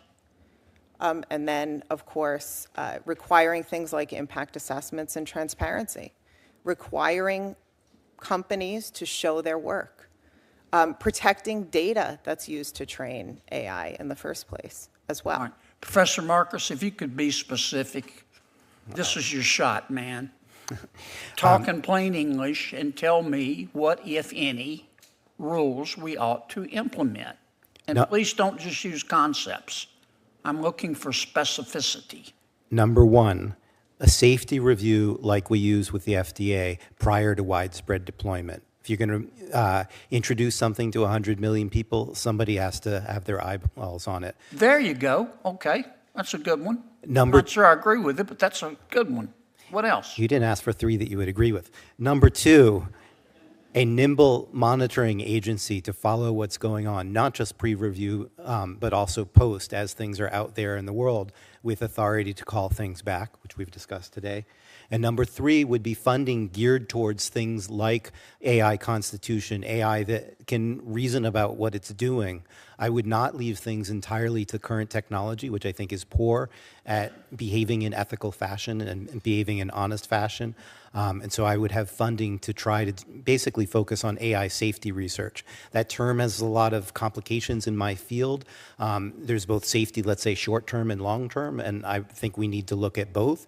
And rather than just funding models to be bigger, which is the popular thing to do, we need to fund models to be more trustworthy. Because I want to hear from Mr. Altman. Mr. Altman, here's your shot. Thank you, Senator. Number one, I would form a new agency that licenses any effort above a certain scale of capabilities and can take that license away and ensure compliance with safety standards. Number 2, I would create a set of safety standards focused on what you said in your third hypothesis as the dangerous capability evaluations. One example that we've used in the past is looking to see if a model can self-replicate and self-exfiltrate into the wild. We can give your office a long other list of the things that we think are important there, but specific tests that a model has to pass before it can be deployed into the world.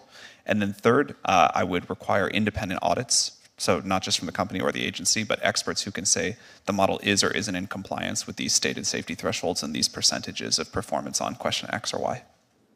Can you send me that information? We will do that.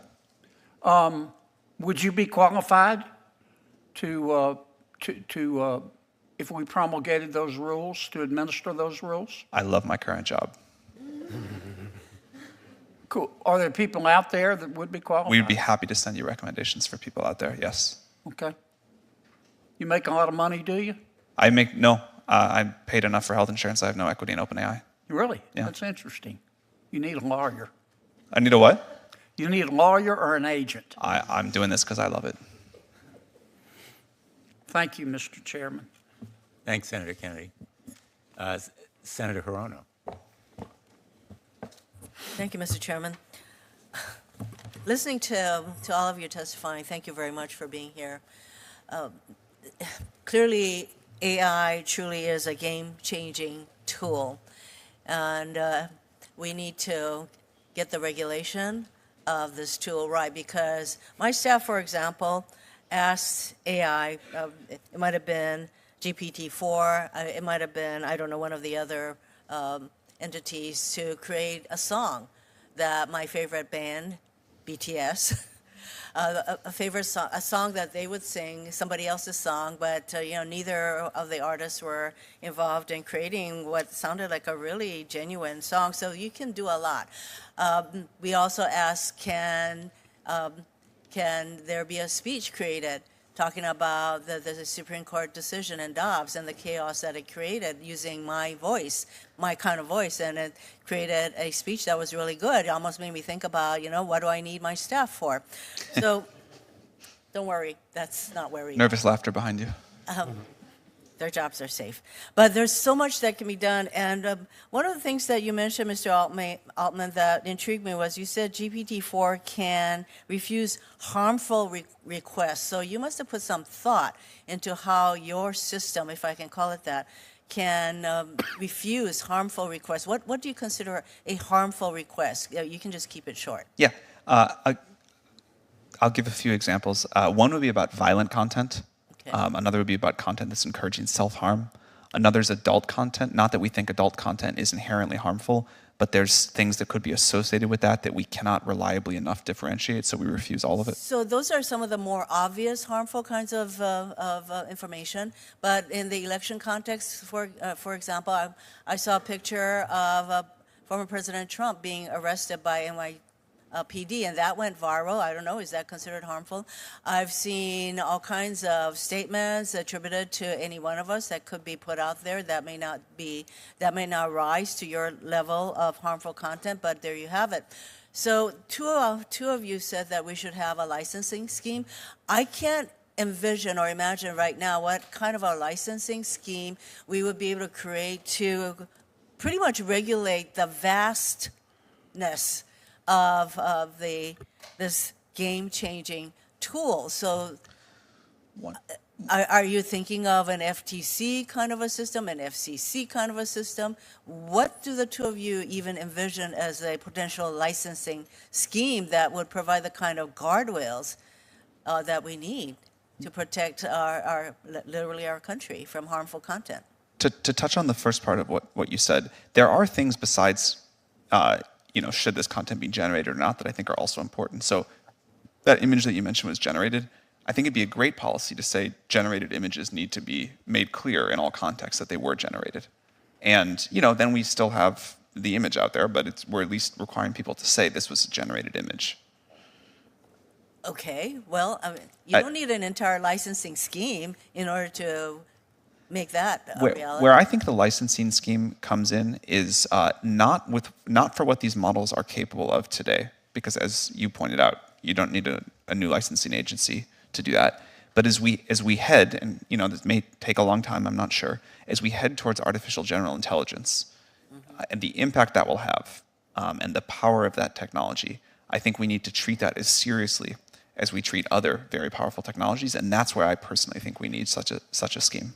I agree, and that is why by the time we're talking about AGI, we're talking about major harms that can occur through the use of AGI. So, Professor Marcus, what kind of a regulatory scheme would you envision? And we can't just come up with something, that is going to be take care of the issues that will arise in the future, especially with AGI. So, what kind of a scheme would you contemplate? Well, first, if I can rewind just a moment, I think you really put your finger on the central scientific issue in terms of the challenges in building artificial intelligence. We don't know how to build a system that understands harm in the full breadth of its meaning. So what we do right now is we gather examples and we say, is this like the examples that we have labeled before? But that's not broad enough. And so I thought your questioning beautifully outlined the challenge that AI itself has to face in order to really deal with this. We want AI itself to understand harm, and that may require new technology. So I think that's very important.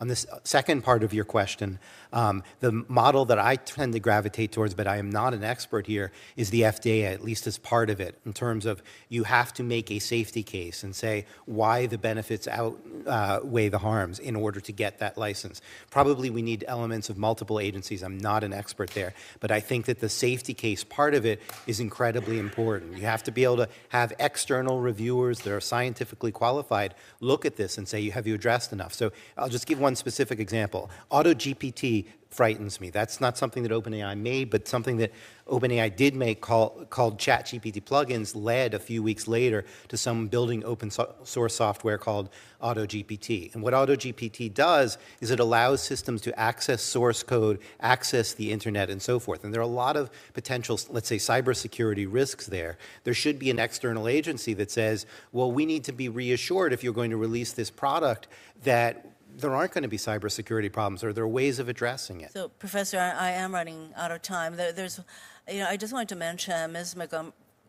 Montgomery, your model is a use model similar to what the EU has come up with, but the vastness of AI and the complexities involved, I think, would require more than looking at the use of it. I think that, based on what I'm hearing today, don't you think that we're probably going to need to do a heck of a lot more than to focus on what use it is AI is being used for. For example, you can ask AI to come up with a funny joke or something, but you can ask the same AI tool to generate something that is like an election fraud kind of a situation. So I don't know how you will make a determination based on where you're going with the use model, how to distinguish those kinds of uses of this tool. So I think that if we're going to go toward a licensing kind of a scheme, we're going to need to put a lot of thought into how we're going to come up with an appropriate scheme that is going to provide the kind of future reference that we need to put in place. So I thank all of you for coming in and providing further food for thought. Thank you, Mr. Chairman. Thanks very much, Senator Hirono. Senator Padilla. Thank you, Mr. Chairman. I appreciate the flexibility as I've been back and forth between this committee and Homeland Security Committee, where there's a hearing going on right now on the use of AI in government. So it's AI Day on the Hill, or at least in the Senate, apparently. Now, for folks watching at home, if you never thought about AI until the recent emergence of generative AI tools, the developments in this space may feel like they've just happened all of a sudden. But the fact of the matter is, Mr. Chair, is that they haven't. AI is not new, not for government, not for business, not for the public. In fact, the public uses AI all the time. And just for folks to be able to relate, I want to offer the example of anybody with a smartphone. Many features on your device leverage AI, including suggested replies, right, when we're text messaging or even to email, autocorrect features, including but not limited to spelling in our email and text applications. So I'm frankly excited to explore how we can facilitate positive AI innovation that benefits society while addressing some of the already known harms and biases that stem from the development and use of the tools today. Now, with language models becoming increasingly ubiquitous, I want to make sure that there's a focus on ensuring equitable treatment of diverse demographic groups. My understanding is that most research into evaluating and mitigating fairness harms has been concentrated on the English language, while non-English languages have received comparatively little attention or investment. And we've seen this problem before. I'll tell you why I raise this. Social media companies, for example, have not adequately invested in content moderation tools and resources for their non-English in non-English language. And I share this not just out of concern for non-US based users, but so many US-based users prefer a language other than English in their communication. So I'm deeply concerned about repeating social media's failure in AI tools and applications.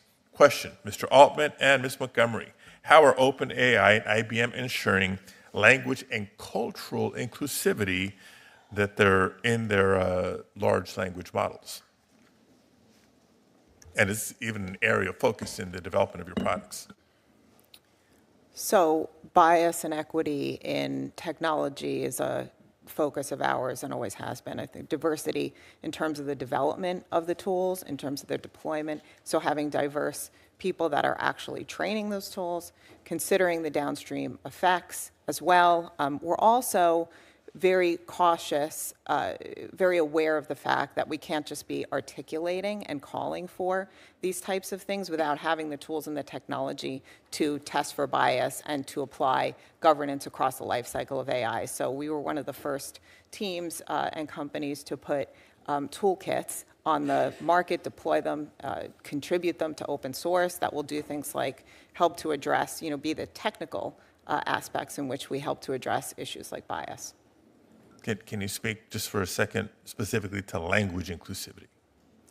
Yeah, I mean, language, so we don't have a consumer platform, but we are very actively involved with ensuring that the technology we help to deploy and the large language models that we use in helping our clients to deploy technology is focused on and available in many languages. Thank you. Ms. Schultz. We think this is really important. One example is that we worked with the government of Iceland, which is a language with fewer speakers than many of the languages that are well represented on the internet, to ensure that their language was included in our model. And we've had many similar conversations, and I look forward to many similar partnerships with lower resource languages to get them into our models. GPT-4 is, unlike previous models of ours, which were good at English and not very good at other languages, now pretty good at a large number of languages. You can go pretty far down the list, ranked by number of speakers, and still get good performance. But for these very small languages, we're excited about custom partnerships to include that language into our model run.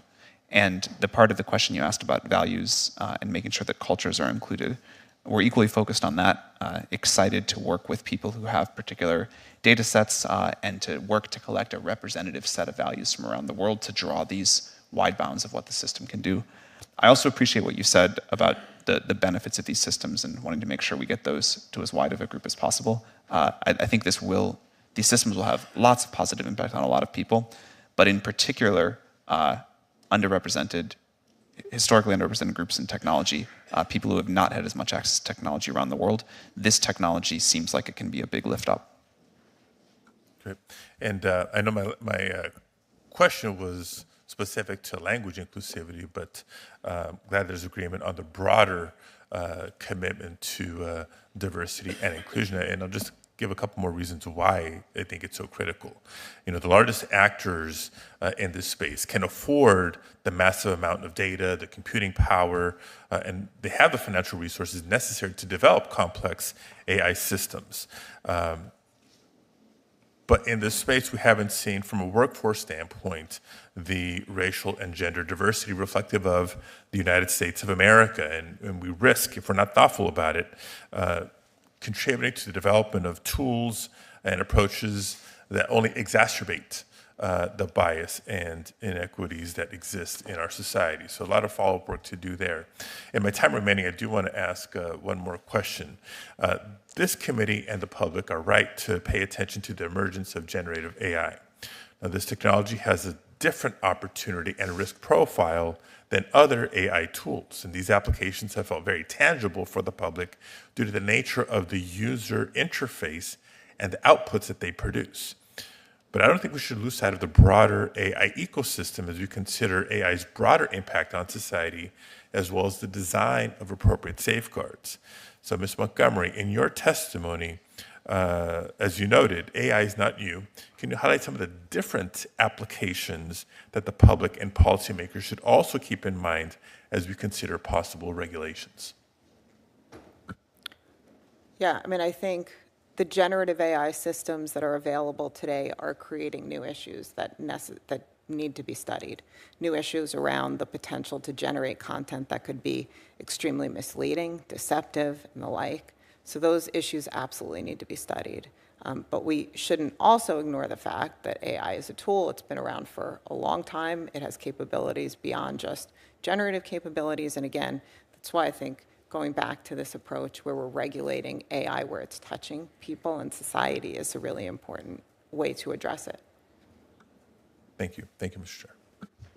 Thanks, Senator Padilla. Senator Booker is next, but I think he's going to defer to Senator Ossoff.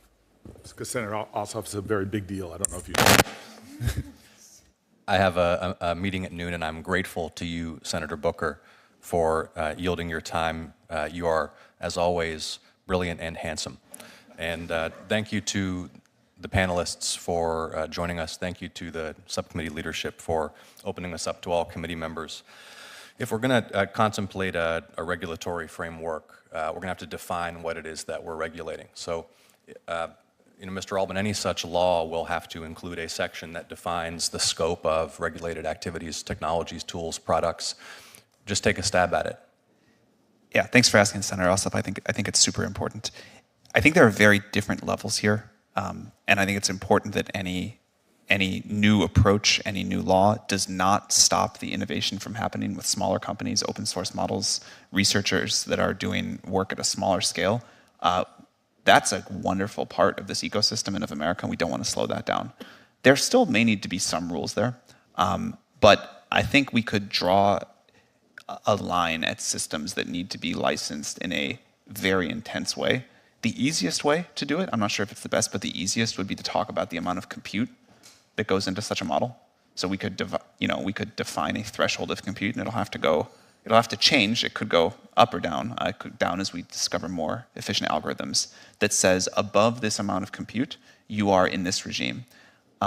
What I would prefer, it's harder to do, but I think more accurate, is to define some capability thresholds and say a model that can do things X, Y, and Z, up to you all to decide, that's now in this licensing regime, but models that are less capable, we don't want to stop our open source community, we don't want to stop individual researchers, we don't want to stop new startups, can proceed, with a different framework. Thank you. As concisely as you can, please state which capabilities you'd propose we consider for the purposes of this definition. I would love, rather than to do that off the cuff, to follow up with your office with like a well, perhaps opine things. Opine, understanding that you're just responding and you're not making law. All right, in the spirit of just opining, I think a model that can persuade, manipulate, influence a person's behavior or a person's beliefs, that would be a good threshold. I think a model that could help create novel biological agents would be a great threshold. Okay. Things like that. I want to talk about the predictive capabilities of the technology, and we're going to have to think about a lot of very complicated constitutional questions that arise from it.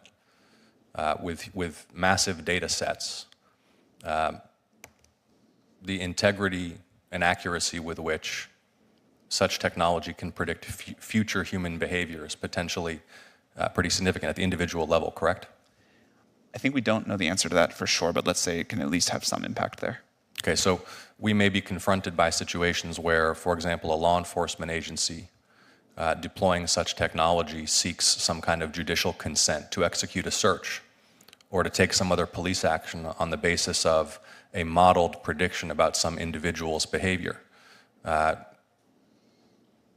that's very different from the kind of evidentiary predicate that normally police would take to a judge in order to get a warrant.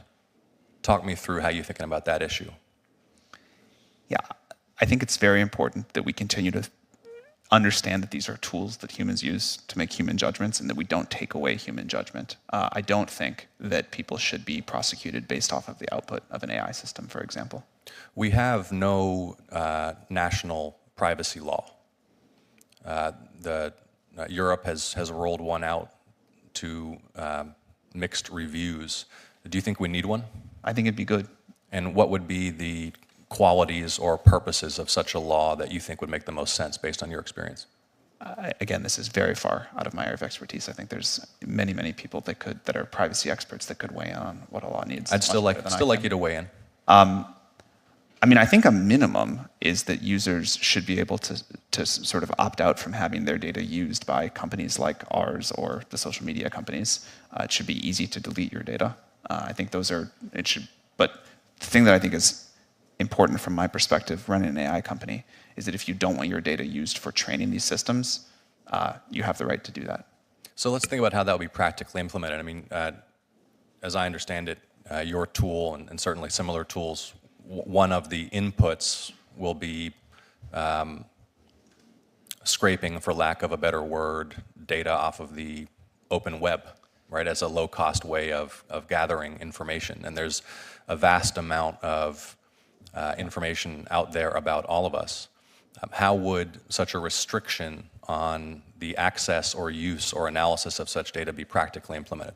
So I was speaking about something a little bit different, which is the data that someone generates, the questions they ask our system, things that they input there, training on that. Data that's on the public web that's accessible, even if we don't train on that, the models can certainly link out to it. So that was not what I was referring to. I think that there's ways to have your data, or there should be more ways to have your data taken down from the public web, but certainly models with web browsing capabilities will be able to search the web and link out to it. When you think about implementing a safety or a regulatory regime to constrain such software and to mitigate some risk, is your view that the federal government would make laws such that certain capabilities or functionalities themselves are forbidden in potential? In other words, one cannot deploy or execute code capable of X? Yes. Or is it the act itself, X, only when actually executed? Well, I think both. I'm a believer in defense in depth. I think that there should be limits on what a deployed model is capable of and then what it actually does too. How are you thinking about how kids use your product? You have to be 18 or up or have your parents' permission at 13 and up to use a product, but we understand that people get around those safeguards all the time, and so what we try to do is just design a safe product. And there are decisions that we make that we would allow if we knew only adults were using it, that we just don't allow in the product because we know children will use it some way or other too. In particular, given how much these systems are being used in education, we want to be aware that that's happening. I think and Senator Blumenthal has done extensive work investigating this. What we've seen repeatedly is that companies whose revenues depend upon volume of use, screen time, intensity of use, design these systems in order to maximize the engagement of all users, including children, with with perverse results in many cases. And what I would humbly advise you is that you get way ahead of this issue, the safety for children of your product. Or I think you're going to find that Senator Blumenthal, Senator Hawley, others on the subcommittee, and I will look very harshly on the deployment of technology that harms children. We couldn't agree more. I think we're out of time, but I'm happy to talk about that if I can respond. Go ahead. Well, it's up to the chairman. Okay.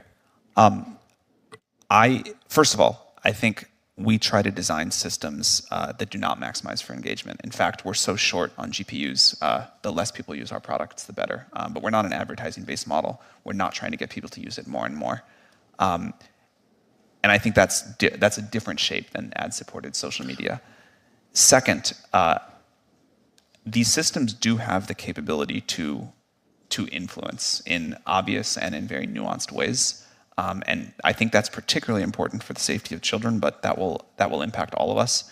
One of the things that we'll do ourselves, regulation or not, but I think a regulatory approach would be good for also, is requirements about how the values of these systems are set and how these systems respond to questions that can cause influence. So we'd love to partner with you. Couldn't agree more on the importance. Thank you. Mr. Chairman, for the record, I just want to say that the senator from Georgia is also very handsome and brilliant, too. I will allow that comment to stand without objection. Without objection, okay. Mr. Chairman and Senator Ranking Member, Booker, you are now recognized. Thank you very much. Thank you. It's nice that we finally got down to the bald guys down here at the end. I just want to thank you both. This has been one of the best hearings I've had this Congress, and just a testimony to you two and seeing the challenges and the opportunities that AI presents. So I appreciate you both. I want to just jump in. I think very broadly, and then I'll get a little more narrow. Sam, you said very broadly, technology has been moving like this, and we are, a lot of people have been talking about regulation, and so I use the example of the automobile. What an extraordinary piece of technology. I mean, New York City did not know what to do with horse manure. They were having crises, forming commissions, and the automobile comes along, ends that problem. But at the same time, we have tens of thousands of people dying on highways every day. We have emissions crises and the like.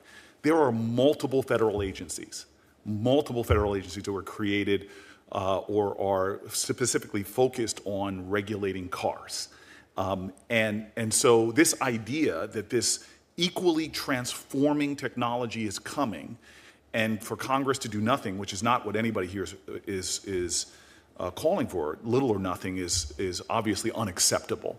I really appreciate Senator Welch and I, who've been going back and forth during this hearing, and him and Bennett have a bill talking about trying to regulate in this space. Not doing so for social media has been, I think, very destructive and allowed a lot of things to go on that are really causing a lot of harm. And so the question is what kind of regulation? You all have spoken that to a lot of my colleagues. And I want to say, Ms. Montgomery, and I have to give full disclosure, I'm the child of 2 IBM parents, but you talked about defining the highest risk uses. We don't know all of them. We really don't. We can't see where this is going. Regulating at the point of risk, and you sort of called not for an agency, and I think when somebody else asks you to specify, because you don't want to slow things down, we should build on what we have in place.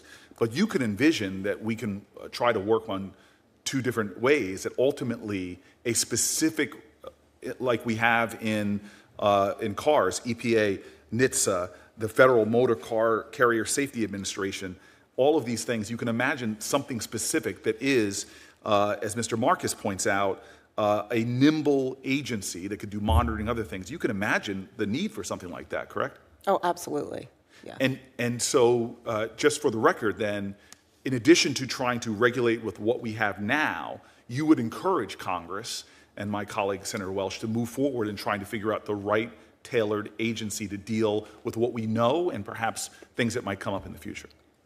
I would encourage Congress to make sure it understands the technology, has the skills and resources in place to impose regulatory requirements on the uses of the technology and to understand emerging risks as well. So yes. Yeah, Mr. Marcus, there's no way to put this genie in the bottle.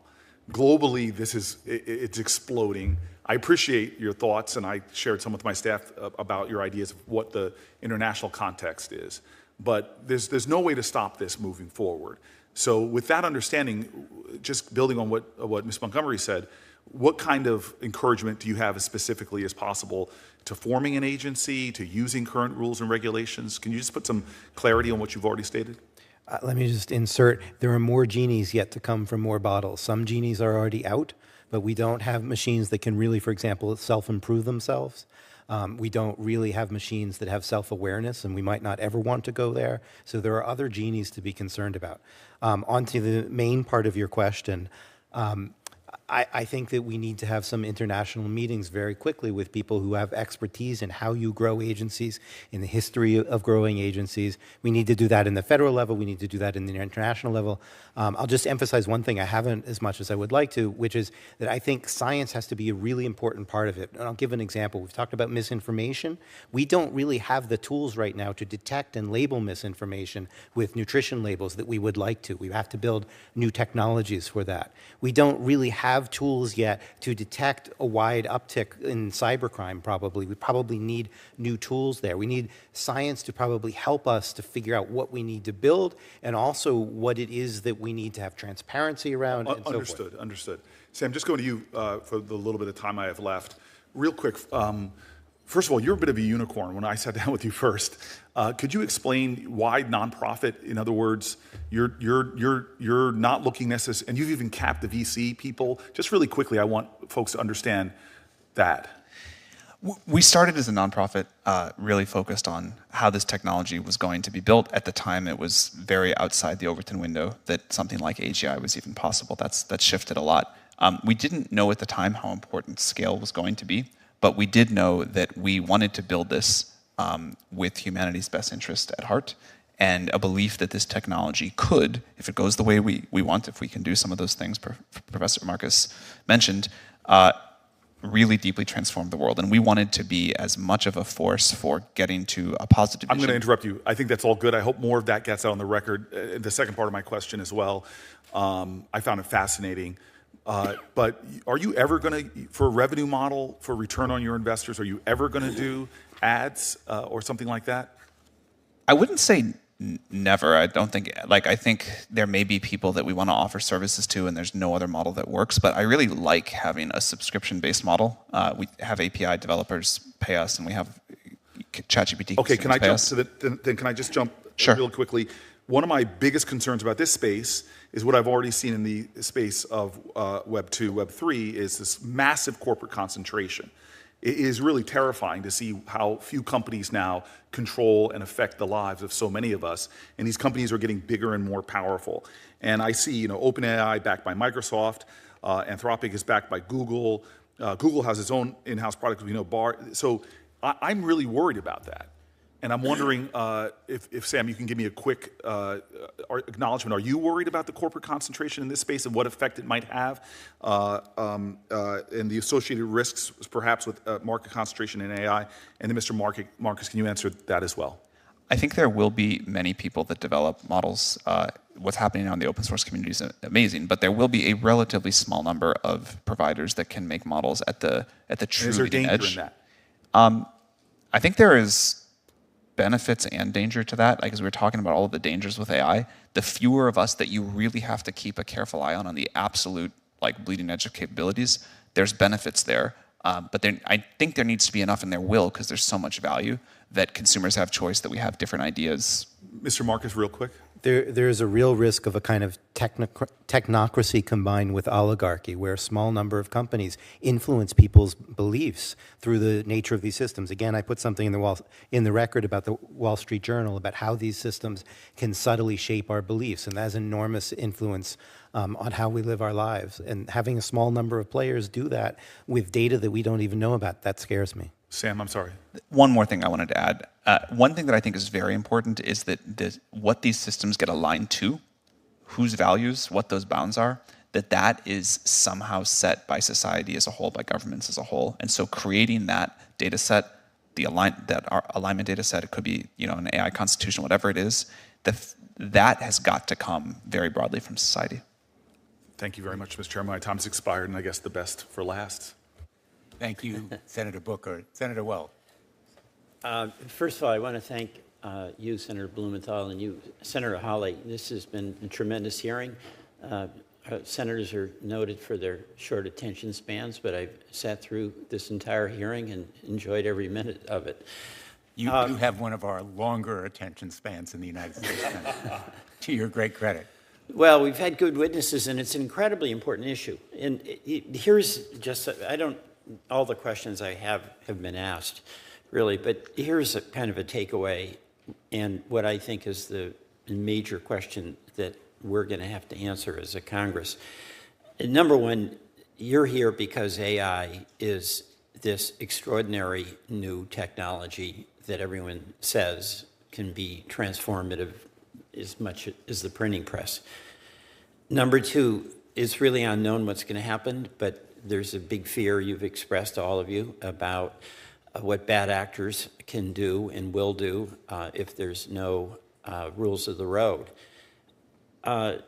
Number three, as a member who served in the House and now in the Senate, I've come to the conclusion that it's impossible for Congress to keep up with the speed of technology. And there have been concerns expressed about social media and now about AI that relate to fundamental privacy rights, bias rights, intellectual property, the spread of disinformation, which in many ways for me is the biggest threat because that goes to the core of our capacity for self-governing. There's the economic transformation, which can be profound. There's safety concerns. And I've come to the conclusion that we absolutely have to have an agency. What its scope of engagement is has to be defined by us. But I believe that unless we have an agency that is going to address these questions from social media and AI, we really don't have much of a defense against the bad stuff. And the bad stuff will come. So last year, I introduced in the House side, and Senator Bennett did in the Senate side, it was the end of the year, a Digital Commission Act, and we're going to be reintroducing that this year. And the two things that I want to ask, one, you've somewhat answered, because I think two of the three of you have said you think we do need an independent commission. You know, and Congress established an independent commission when railroads were running rampant over the interest of farmers, when Wall Street had no rules of the road, and we had the SEC. And I think we're at that point now. But what the commission does would have to be defined and circumscribed. But also, there's always a question about the use of regulatory authority and the recognition that it can be used for good. J.D. Vance actually mentioned that when we were considering his and Senator Brown's bill about railroads in that event in East Palestine, regulation for the public health. But there's also a legitimate concern about regulation getting in the way of things, being too cumbersome, and being a negative influence. So, two of the three of you have said you think we do need an agency. What are some of the perils of an agency that we would have to be mindful of in order to make certain that its goals of protecting many of those interests I just mentioned, privacy, bias, intellectual property, disinformation, would be the winners and not the losers? And I'll start with you, Mr. Altman. Thank you, Senator. One, I think America has got to continue to lead. This happened in America. I'm very proud that it happened in America. By the way, I think that's right, and that's why I'd be much more confident if we had our agency as opposed to got involved in international discussions. Ultimately, you want the rules of the road, but I think if we lead and get rules of the road that work for us, that is probably a more effective way to proceed. I personally believe there's a way to do both, and I think it is important to have the global view on this because this technology will impact Americans and all of us wherever it's developed. But I think we want America to lead. We want. So get to the perils issue, though, because I know. Well, that's one. I mean, that is a peril, which is you slow down American industry in such a way that China or somebody else makes faster progress. A second, and I think this can happen with, like, the regulatory pressure should be on us. It should be on Google. It should be on the other small set of people in the lead the most. We don't want to slow down smaller startups. We don't want to slow down open source efforts. We still need them to comply with things. You can still cause great harm with a smaller model, but leaving the room and the space for new ideas and new companies and independent researchers to do their work, and not putting a regulatory burden that, say, a company like us could handle but a smaller one couldn't. I think that's another peril, and it's clearly a way that regulation has gone. Okay. Mr. Marcus, or Professor Marcus? The other obvious peril is regulatory capture. If we make it appear as if we are doing something, but it's more like greenwashing and nothing really happens. We just keep out the little players because we put so much burden that only the big players can do it. So there are also those kinds of perils. I fully agree with everything that Mr. Altman said, and I would add that to the list. Okay. Ms. Montgomery? One of the things I would add to the list is the risk of not holding companies accountable for the harms that they're causing today. Right, so we talk about misinformation in electoral systems. So no agency or no agency, kind of here. We need to hold companies responsible today and accountable for AI that they're deploying that disseminates misinformation on things like elections and where the risk. A regulatory agency would do a lot of the things that Senator Graham was talking about. You don't build a nuclear reactor without getting a license. You don't build an AI system without getting a license that gets tested independently. I think it's a great analogy. Right. We need both pre-deployment and post-deployment. Okay. Thank you all very much. I yield back, Mr. Chairman. Thanks, Senator Wells. Let me ask a few more questions. You've all been very, very patient, and the turnout today, which is beyond our subcommittee, I think reflects both your value in what you're contributing as well as the interest in this topic. There are a number of subjects that we haven't covered at all. One was just alluded to by Professor Marcus, which is the monopolization danger, the dominance of markets that excludes new competition and thereby inhibits or prevents innovation and invention, which we have seen in social media, as well as some of the old industries, airlines, automobiles, and others where consolidation has narrowed competition. And so I think we need to focus on kind of an old area of antitrust, which dates more than a century, still inadequate to deal with the challenges we have right now in our economy. And certainly we need to be mindful of the way that rules can enable the big guys to get bigger and exclude innovation and competition, and responsible good guys, such as are represented in this industry right now. We haven't dealt with national security.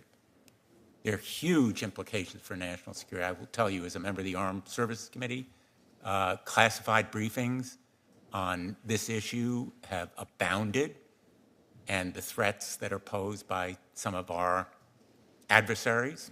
China has been mentioned here, but the sources of threats to this nation in this space are very real and urgent. We're not going to deal with them today, but we do need to deal with them, and we will, hopefully, in this committee. And then on the issue of a new agency, I've been doing this stuff for a while. I was Attorney General of Connecticut for 20 years.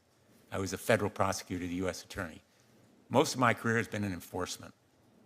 And I will tell you something, you can create 10 new agencies, but if you don't give them the resources, and I'm talking not just about dollars, I'm talking about scientific expertise, you guys will run circles around them. And it isn't just the models or the generative AI that will run circles around them, but it is the scientists in your companies. For every success story in government regulation, you can think of 5 failures. That's true of the FDA, it's true of the IAEA, it's true of the SEC, it's true of the whole alphabet list of government agencies. And I hope our experience here will be different, but the Pandora's box requires more than just the words or the concepts, licensing, new agency. There's some real hard decision-making, as Ms. Montgomery has alluded to, about how to frame the rules to fit the risks. First, do no harm. Make it effective. Make it enforceable. Make it real. I think we need to grapple with the hard questions here that, you know, frankly, this initial hearing, I think, has raised very successfully, but not answered. And I thank our colleagues who have participated and made these very creative suggestions. I'm very interested in enforcement. I, you know, literally 15 years ago, I think, advocated abolishing Section 230. What's old is new again. You know, now people are talking about abolishing Section 230. Back then, it was considered completely unrealistic. But enforcement really does matter. I want to ask Mr. Altman, because of the privacy issue, and you've suggested that you have an interest in protecting the privacy of the data that may come to you or be available. What specific steps do you take to protect privacy? One is that we don't train on any data submitted to our API. So if you're a business customer of ours and submit data, we don't train on it at all. We do retain it for 30 days solely for the purpose of trust and safety enforcement, but that's different than training on it. If you use ChatGPT, you can opt out of us training on your data. You can also delete your conversation history or your whole account. Ms. Montgomery, I know you don't deal directly with consumers, but do you take steps to protect privacy as well? Absolutely. And we even filter our large language models for content that includes personal information that may have been pulled from public data sets as well. So we apply additional level of filtering. Professor Marcus, you made reference to self-awareness, self-learning. Already we're talking about the potential for jailbreaks. How soon do you think that new kind of generative AI will be usable, will be practical? New AI that is self-aware and so forth? Or, yes. I mean, I have no idea on that one. I think we don't really understand what self-awareness is, and so it's hard to put a date on it. In terms of self-improvement, there's some modest self-improvement in current systems, but one could imagine a lot more, and that could happen in 2 years. It could happen in 20 years. The basic paradigms that haven't been invented yet. Some of them we might want to discourage, but it's a bit hard to put timelines on them. And just going back to enforcement for 1 second, one thing that is absolutely paramount, I think, is far greater transparency about what the models are and what the data are. That doesn't necessarily mean everybody in the general public has to know exactly what's in one of these systems, but I think it means that there needs to be some enforcement arm that can look at these systems, can look at the data, can perform tests and so forth. Let me ask you, all of you, I think there has been a reference to elections and banning outputs involving elections. Are there other areas where you think, what are the other high risk or highest risk areas where you would either ban or establish especially strict rules? Ms. Montgomery. The space around misinformation, I think, is a hugely important one. And coming back to the points of transparency, you know, knowing what content was generated by AI is going to be a really critical area that we need to address. Any others? I think medical misinformation is something to really worry about. We have systems that hallucinate things. They're going to hallucinate medical advice. Some of the advice they'll give is good, some of it's bad. We need really tight regulation around that. Same with psychiatric advice, people using these things as kind of ersatz therapists. I think we need to be very concerned about that. I think we need to be concerned about internet access for these tools when they can start making requests, both of people and internet things. It's probably okay if they just do search, but as they do more intrusive things on the internet, like do we want them to be able to order equipment or order chemistry, and so forth. So as we empower these systems more by giving them internet access, I think we need to be concerned about that. And then we've hardly talked at all about long-term risks. Sam alluded to it briefly. I don't think that's where we are right now, but as we start to approach machines that have a larger footprint on the world beyond just having a conversation, we need to worry about that and think about how we're going to regulate that and monitor it and so forth. In a sense, we've been talking about bad guys or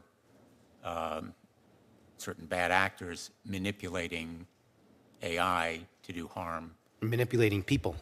And manipulating people, but also generative AI can manipulate the manipulators. It can. I mean, there's many layers of manipulation that are possible, and I think we don't yet really understand the consequences. Dan Dennett just sent me a manuscript last night that will be in the Atlantic in a few days on what he calls counterfeit people. It's a wonderful metaphor. These systems are almost like counterfeit people, and we don't really honestly understand what the consequence of that is. They're not perfectly human-like yet, but they're good enough to fool a lot of the people a lot of the time, and that introduces lots of problems, for example, cybercrime and how people might try to manipulate markets and so forth. So it's a serious concern. In my opening, I suggested 3 principles: transparency, accountability, and limits on use. Would you agree that those are a good starting point? Ms. Montgomery? 100%.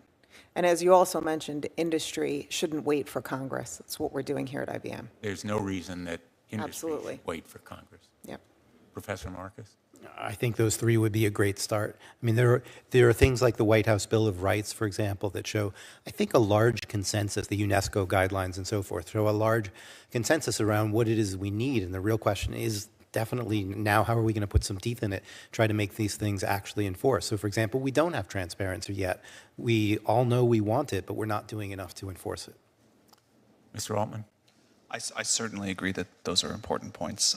I would add that, and Professor Marcus touched on this, I would add that as we spent most of the time today on current risks, and I think that's appropriate, and I'm very glad we have done it, as these systems do become more capable, and I'm not sure how far away that is, but maybe not super far, I think it's important that we also spend time talking about how we're going to confront those challenges. Having talked to you privately, You know how much I care. I agree that you care deeply and intensely, but also that prospect of increased danger or risk resulting from even more complex and capable AI mechanisms certainly may be closer than a lot of people appreciate. Let me just add for the record that I'm sitting next to Sam, closer than I've ever sat to him except once before in my life, and that his sincerity in talking about those fears is very apparent physically in a way that just doesn't communicate on the television screen, but communicates from here. Thank you. Senator Hawley? Thank you again, Mr. Chairman, for a great hearing. Thanks to the witnesses. So I've been keeping a little list here of the potential downsides or harms, risks of generative AI, even in its current form. Let's just run through it. Loss of jobs. And this isn't speculative. I think your company, Ms. Montgomery, has announced that it's potentially laying off 7,800 people, a third of your non-consumer facing workforce because of AI. So loss of jobs, invasion of privacy, personal privacy, on a scale we've never before seen, manipulation of personal behavior, manipulation of personal opinions, and potentially the degradation of free elections in America. Did I miss anything? I mean, this is quite a list. I noticed that an eclectic group of about 1,000 technology and AI leaders, everybody from Andrew Yang to Elon Musk, recently called for a 6-month moratorium on any further AI development. Were they right? Do you join those calls? Are they right to do that? Should we pause for 6 months? Your characterization's not quite correct. I actually signed that letter. About 27,000 people signed it. It did not call for a ban on all AI research. It only called, nor on all AI, but only on a very specific thing, which would be systems like GPT-5. Every other piece of research that's ever been done, it was actually supportive or neutral about. And it specifically called for more specifically called for more research on trustworthy and safe AI. So you think that we should take a moratorium, a 6-month moratorium or more on anything beyond ChatGPT 4? I took the letter. What is the famous phrase? Spiritually, not literally. What was the famous phrase? Well, I'm asking for your opinion now, though. So do you endorse my the 6-month opinion is moratorium? that the moratorium that we should focus on is actually deployment until we have good safety cases. I don't know that we need to pause that particular project, but I do think its emphasis on focusing more on AI safety, on trustworthy, reliable AI is exactly right. Deployment means not making it available to the public? Yeah, so that? my concern is about things that are deployed at a scale of, let's say, 100 million people without any external review. I think that we should think very carefully about doing that. What about you, Mr. Altman? Do you agree with that? Would you pause any further development for 6 months or longer? So first of all, after we finished training GPT-4, we waited more than 6 months to deploy it. We are not currently training what will be GPT-5. We don't have plans to do it in the next 6 months. But I think the frame of the letter is wrong. What matters is audits, red teaming, safety standards that a model needs to pass before training. If we pause for 6 months, then I'm not really sure what we do then. Do we pause for another 6? Do we kind of come up with some rules then? The standards that we have developed and that we've used for GPT-4 deployment, we want to build on those, but we think that's the right direction, not a calendar clock pause. There may be times, I expect there will be times, when we find something that we don't understand and we really do need to take a pause, but we don't see that yet. Never mind all the benefits. You don't see what yet? You're comfortable with all of the potential ramifications from the current existing technology? I'm sorry, we don't see reasons to not train a new one. For deploying, as I mentioned, I think there's all sorts of risky behavior and there's limits we put. We have to pull things back sometimes, add new ones. I meant we don't see something that would stop us from training the next model, where we'd be so worried that we'd create something dangerous, even in that process, let alone the deployment. But that may happen. What about you, Ms. Montgomery? I think we need to use the time to prioritize ethics and responsible technology as opposed to pausing development. Well, wouldn't a pause in development help the development of protocols for safety standards and ethics? I'm not sure how practical it is to pause, but we absolutely should be prioritizing safety protocols. Okay, the point about practicality leads me to this. I'm interested in this talk about an agency, and maybe that would work. Although, having seen how agencies work in this government, they usually get captured by the interests that they're supposed to regulate. They usually get controlled by the people who they're supposed to be watching. I mean, that's just been our history for 100 years. Maybe this agency would be different. I have a little different idea. Why don't we just let people sue you? Why don't we just make you liable in court? We can do that. We know how to do that. We can pass a statute. We can create a federal right of action that will allow private individuals who are harmed by this technology to get into court and to bring evidence into court. And it can be anybody. I mean, you want to talk about crowdsourcing. We'll just open the courthouse doors. We'll define a broad right of action, private citizens, be class actions. We'll just open it up. We'll allow people to go into court. We'll allow them to present evidence. They say that they were harmed by, they were given medical misinformation. They were given election misinformation, whatever. Why not do that, Mr. Altman? I mean, please forgive my ignorance. Can't people sue us? Well, you're not protected by Section 230, but there's not currently, I don't think, a federal right of action, private right of action that says that if you are harmed by generative AI technology, we will guarantee you the ability to get into court. Oh, well, I think there's like a lot of other laws where if technology harms you, there's standards that we could be sued under, unless I'm really misunderstanding how things work. If the question is, are clearer laws about the specifics of this technology and consumer protections a good thing, I would say definitely yes. The laws that we have today were designed long before we had artificial intelligence, and I do not think they give us enough coverage. The plan that you propose, I think, as a hypothetical, would certainly make a lot of lawyers wealthy, but I think it would be too slow to affect a lot of the things that we care about, and there are gaps in the law. For example, we don't really Wait, you think it'd be slower than Congress? Yes, I do, in some ways. Really?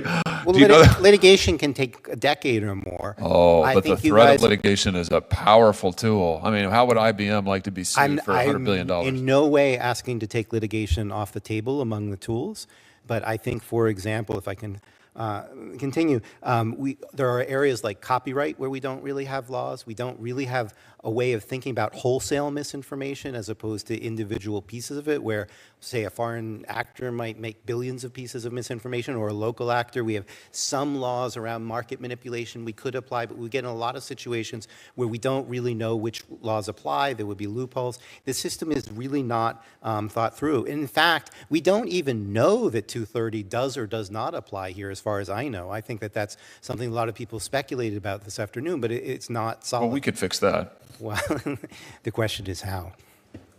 Oh, easy. It would be easy for us to say that Section 230 doesn't apply to generative AI. Ms. Montgomery, I'll give you the last word. I'll yield, Mr. Chairman. You on the point of- suggested, Ms. Montgomery, a duty of care, which I think fits the idea of a private right of action.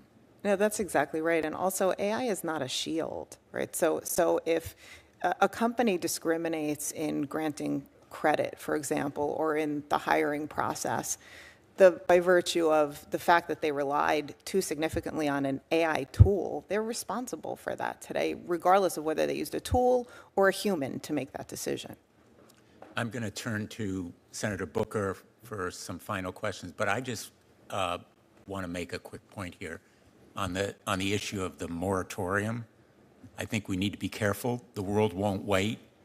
The rest of the global scientific community isn't going to pause. We have adversaries that are moving ahead, and sticking our head in the sand is not the answer. Safeguards and protections, yes, but a flat stop sign, sticking our head in the sand, I would be very, very worried about. Without militating for any sort of pause, I would just again emphasize there is a difference between research, which surely we need to do to keep pace with our foreign rivals, and deployment at really massive scale. You could deploy things at the scale of 1 million people or 10 million people, but not 100 million people or 1 billion people. And if there are risks, you might find them out sooner and be able to close the barn doors before the horses leave rather than after. Senator Booker. Yeah, there will be no pause. I mean, there's no enforcement body to force a pause. It's just not going to happen. It's nice to call for it for any just reasons or whatsoever, but forgive me for sounding skeptical. Nobody's pausing. This thing is racing. I would agree. I don't think it's a realistic thing in the world. The reason I personally signed the letter was to call attention to how serious the problems were and to emphasize spending more of our efforts on trustworthy and safe AI rather than just making a bigger version of something we already know to be unreliable. Yeah. So I'm a futurist. I love exciting about the future, and I guess there's a famous question, if you couldn't control for your race, your gender, where you would land on the planet Earth, or what time in humanity would you want to be born? Everyone would say right now. It's still the best time to be alive because of technology, innovation, and everything. And I'm excited about what the future holds. But the destructiveness that I've also seen as a person that's seen the transformative technologies of a lot of the technologies of the last 25 years is what really concerns me. And one of the things, especially with companies that are designed to want to keep my attention on screens, and I'm not just talking about new media, 24-hour cable news is a great example of people that want to keep your eyes on screens. I have a lot of concerns about the corporate intention. And Sam, this is again why I find your story so fascinating to me, and your values that I believe in from our conversations so compelling to me. But absent that, I really want to just explore what happens when these companies that are already controlling so much of our lives. A lot has been written about the FANG companies. What happens when they are the ones that are dominating this technology as they did before? So Professor Marcus, does that have any concern, the role that corporate power, corporate concentration has in this realm, that a few companies might control this whole area? I radically changed the shape of my own life in the last few months, and it was because of what happened with Microsoft releasing Sydney, and it didn't go the way I thought it would. In one way it did, which is I anticipated the hallucinations. I wrote an essay, which I have in the appendix, What to Expect When You're Expecting GPT-4, and I said that it would still be a good tool for misinformation, that it would still have trouble with physical reasoning, psychological reasoning, that it would hallucinate. And then along came Sydney, and the initial press reports were quite favorable. And then there was the famous article by Kevin Roose in which it recommended he get a divorce. And I had seen Tay and I had seen Galactica from Meta, and those had been pulled after they had problems.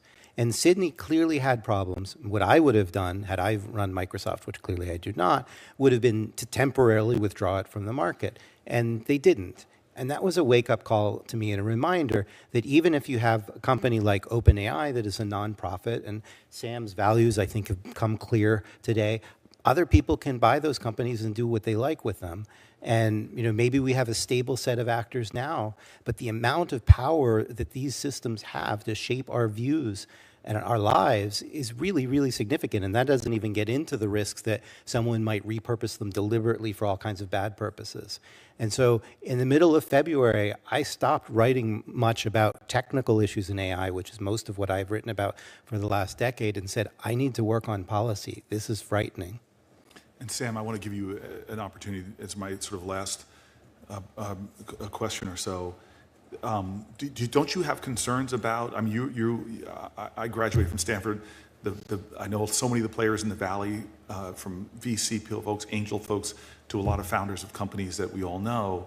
Do you have some concern about a few players with extraordinary resources and power to influence Washington? I mean, I see us. I'm a big believer in the free market, but the reason why I walk into a bodega and a Twinkie is cheaper than an apple, or a Happy Meal costs less than a bucket of salad, is because of the way the government tips the scales to pick winners and losers. So the free market is not what it should be when you have large corporate power that can even influence the game here. Do you have some concerns about that in this next era of technological innovation? Yeah, I mean, again, that's so much of why we started OpenAI. We have huge concerns about that. I think it's important to democratize the inputs to these systems, the values that we're going to align to. And I think it's also important to give people wide use of these tools. When we started the API strategy, which is a big part of how we make our systems available for anyone to use, there was a huge amount of skepticism over that, and it does come with challenges, that's for sure. But we think putting this in the hands of a lot of people and not in the hands of a few companies is really quite important. And we are seeing the resultant innovation boom from that. But it is absolutely true that the number of companies that can train the true frontier models is going to be small just because of the resources required. And so I think there needs to be incredible scrutiny on us and our competitors. I think there is a rich and exciting industry happening of incredibly good research and new startups that are not just using our models, but creating their own. And I think it's important to make sure that whatever regulatory stuff happens, whatever new agencies may or may not happen, we preserve that fire, because that's critical. I'm a big believer in the democratizing potential of technology, but I've seen the promise of that fail time and time again, where people said, oh, this is going to have a big democratizing force. My team works on a lot of issues about the reinforcing of bias through algorithms, the failure to advertise certain opportunities in certain zip codes. But you seem to be saying, and I heard this with Web3, that this is going to be DeFi, decentralized finance, all these things are going to happen. But this seems to me not even to offer that promise, because the people who are designing these, it takes so much power, energy, resources. Are you saying that that my dreams of technology further democratizing opportunity and more are possible within a technology that is ultimately, I think, going to be very centralized to a few players who already control so much? So this point that I made about use of the model and building on top of it, this is really a new platform, right? It is definitely important to talk about who's going to create the models. I want to do that. I also think it's really important to decide to whose values we're going to align these models. But in terms of using the models, the people that build on top of the OpenAI API do incredible things. And it's, people frequently comment like, I can't believe you get this much technology for this little money. And so what the companies people are building, putting AI everywhere, using our API, which does let us put safeguards in place, I think that's quite exciting. And I think that is how it is being not how it's going to be, but how it is being democratized right now.